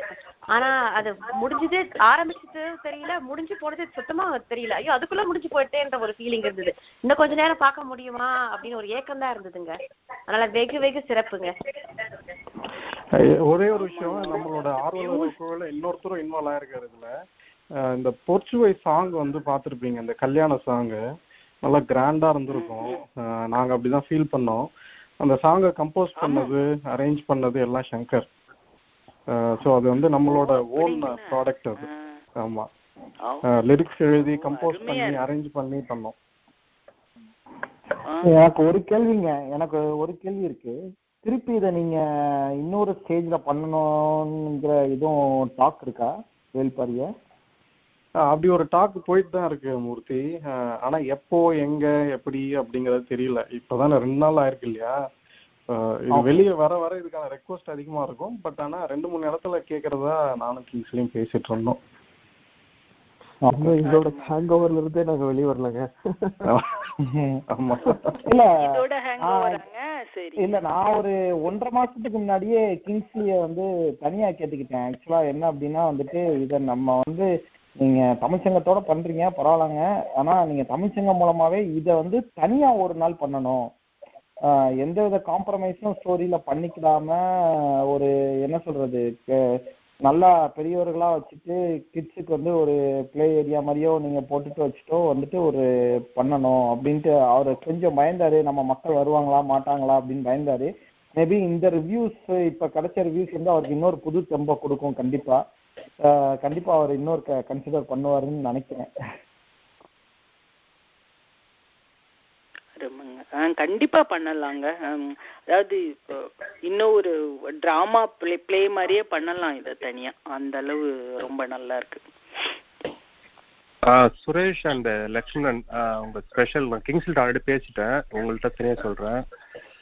இந்த ப்ரோக்ராமுக்கு முன்னாடி நான் உள்ள வந்துட்டு இருக்கும்போது நண்பர்கள் நிறைய பேர் கேட்டாங்க, என்னங்க 1.5 மணி நேரம் நாடகம் வச்சிருக்கீங்க, எப்படிங்க உட்காந்து பாக்குறதுன்னு கேட்டாங்க. ஆனா நானும் தான் உள்ள நாடகத்துல இருந்தேன். நாடகம் முடிச்சுட்டு வெளில வரும்போது அதே நண்பர்கள் வந்து எங்க நேரம் போனது தெரியலங்க அப்படின்னு ரொம்ப பாராட்டினாங்க. உங்க எல்லா பெருமையும் உங்க 3 பேருக்குமே சேரும். ரொம்ப ரொம்ப நன்றி இந்த வாய்ப்பு கொடுத்ததுக்கு. கிங்ஸ்லிக்கு நான் முன்னாடி சொல்லிட்டேன், நான் உங்க 2 பேருக்கும் நான் இப்ப சொல்றேன். நான் ரொம்ப நன்றிங்க. ரொம்ப நன்றி. நான் எங்களோட மெயின் மோட்டிவே வந்து அந்த 1.5 மணி நேரத்துல ஆடியன்ஸை ஹோல்ட் பண்ணோம் அப்படிங்கிறதுக்கு. அதுக்கு நிறைய ஒர்க் பண்ணோம். கிட்டத்தட்ட 2 மாசம் எஃபர்ட் அதுக்கு மட்டுமே போட்டோம். நம்ம ஃபவுண்டேஷன் சரியில்லைன்னா அதுக்கு மேல என்னதான் நம்ம டெக்கரேஷன் பண்ணாலும் சரியா இருக்காது. எங்களோட மெயினா ஸ்டோரி, ஸ்கிரீன் பிளே, டைலாக் இது ஒழுங்கா இருந்ததுன்னா போதும். நீங்களே எல்லாம் அப்சர்வ் பண்ணியிருப்பீங்க, நிறைய அரசியல் அது இதுன்னு சொல்லி நிறைய போட்டிருக்கோம். நான் பர்சனலா ஃபீல் பண்ணது சு வெங்கடேசனுக்கு அது வந்து பிடிச்சிருக்காது அப்படின்றது எங்களோட எண்ணம். ஏன்னா அவரோட கதையில் அதெல்லாம் இல்லை. பட் ஆனா ஆடியன்ஸ் உட்கார வைக்கணும் அப்படிங்கிறது எங்களோட மோட்டிவா இருந்தது. அதுக்காக சில காம்ப்ரமைஸ் பண்ணிக்கிட்டோம். அது ஒர்க் ஆன மாதிரி தான் எங்களுக்கும் தெரிஞ்சது. இல்லைங்க, ரொம்ப நல்லா இருந்ததுங்க. இப்போ இது நடைமுறை அரசியலையும் உள்ள கொண்டு வந்து 8 வழி சாலை எல்லாத்தையும் தமிழ் எல்லாத்தையும் போட்டு இழுத்து நல்லா பண்ணியிருந்தீங்க.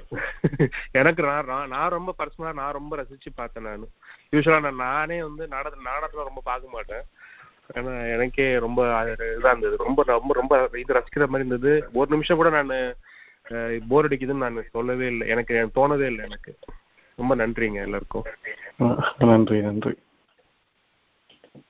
ரொம்ப நன்றி. அப்பாடா, இது வேல்பாரிய டிஸ்கஸ் பண்ணாம எங்க முடிச்சிருவோமோ அப்படின்னே நினைச்சேங்க. ரொம்ப சந்தோஷம் அதை பத்தி டிஸ்கஸ் பண்ணது. வேற யாராவது கருத்து இருக்காங்க? மணி 10:30 ஆயிடுச்சுங்க. வேற ஏதாவது? எனக்கு தான் ஒரு குறை, கை கெட்டது வாய் கெட்டாம போச்சுன்னு ஒரு குறை.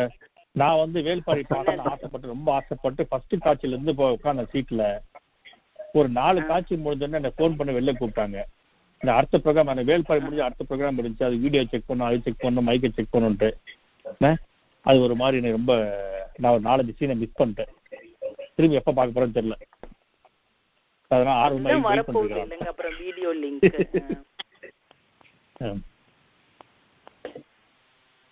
ராம், உங்களுக்கு எப்பெல்லாம் இப்படி நடக்குதோ அப்ப ஞாபகம் வச்சுக்கோங்க, நம்ம சத்திய சோதனை புக்கை தொட்டோம் அப்படின்ட்டு. ஏன் அந்த புக்கை என் கையில கொடுத்த நீ? அது என்னமோ தெரியல ராம், உங்களுக்கு இப்பெல்லாம் நடக்கும் போது எனக்கு அவ்வளவு சந்தோஷமா இருக்கு. அட பாவிங்களா. எங்க சித்தப்பா இந்த ஜோக் பண்ணி சொல்லி முடிச்சிருங்க. சித்தப்பா சொன்னாரு, டேய் சத்திய சோதனை போட்ட புக்கு பண்ணி படிக்காரான்னு. ஏன் சித்தப்பான்னு கேட்டேன். அவர் வந்து ஒரு 30 வருஷமா சைக்கிள் ஓட்டிருக்காரு. நைட்லாம் போவாராம், வருவாராம், மிட் நைட்லாம் போவாராம். ஒரே ஒரு நாள் வந்து 20 வருஷமா சைக்கிள் ஓட்டி முடிச்ச பிறகு ஒரு நாளைக்கு வந்து சத்திய சோதனை புக் ஒருத்தர் பிரசன்ட் பண்ணாராம். வாங்கிட்டு வந்தாரா நைட்டு 11 மணிக்கு. பாதி வகையில டயர் படிச்சுதான். இல்ல பாதி வகையில வந்து போலீஸ் பிடிச்சாங்க. டைனபாய்ட்ல சொல்லி ஏதாவது பிரச்சனை ஆச்சா. அவங்க கிட்ட இருந்து எப்படியே தப்பிச்சு வரும்போது திரும்ப டயர் வெடிச்சு தள்ளிட்டே வரான். 20 வருஷமா ஆகலடா அந்த சத்திய சோதனை புக் அவனை படுத்துச்சான்னு. அப்ப பாத்துக்கோங்க, இல்ல உங்களுக்கு தொட்டது அந்த புக்கு தொட்டதுக்கே உங்களுக்கு அப்படி இருக்கு. இல்ல ஆபீஸ் அந்த பிரச்சனைக்கு இது காரணமா இருக்கும்போது பயமா இருக்கு, எனக்கு சந்தேகமா இருக்கு.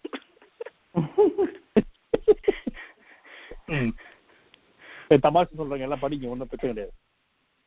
ஆனா அது எப்போ இருக்கு, படிச்சு முடிக்க வரைக்கும் சோதனை பண்ணுவாராம் காந்தி அப்படின்னு ஒரு நம்பிக்கை. சரி 10:30 ஆயிடுச்சு, முடிச்சுக்கலாமா? சரிங்க, ரொம்ப சந்தோஷங்க. ரொம்ப சிறப்பா இருந்ததுங்க இன்னைக்கு இலக்கிய இரவு.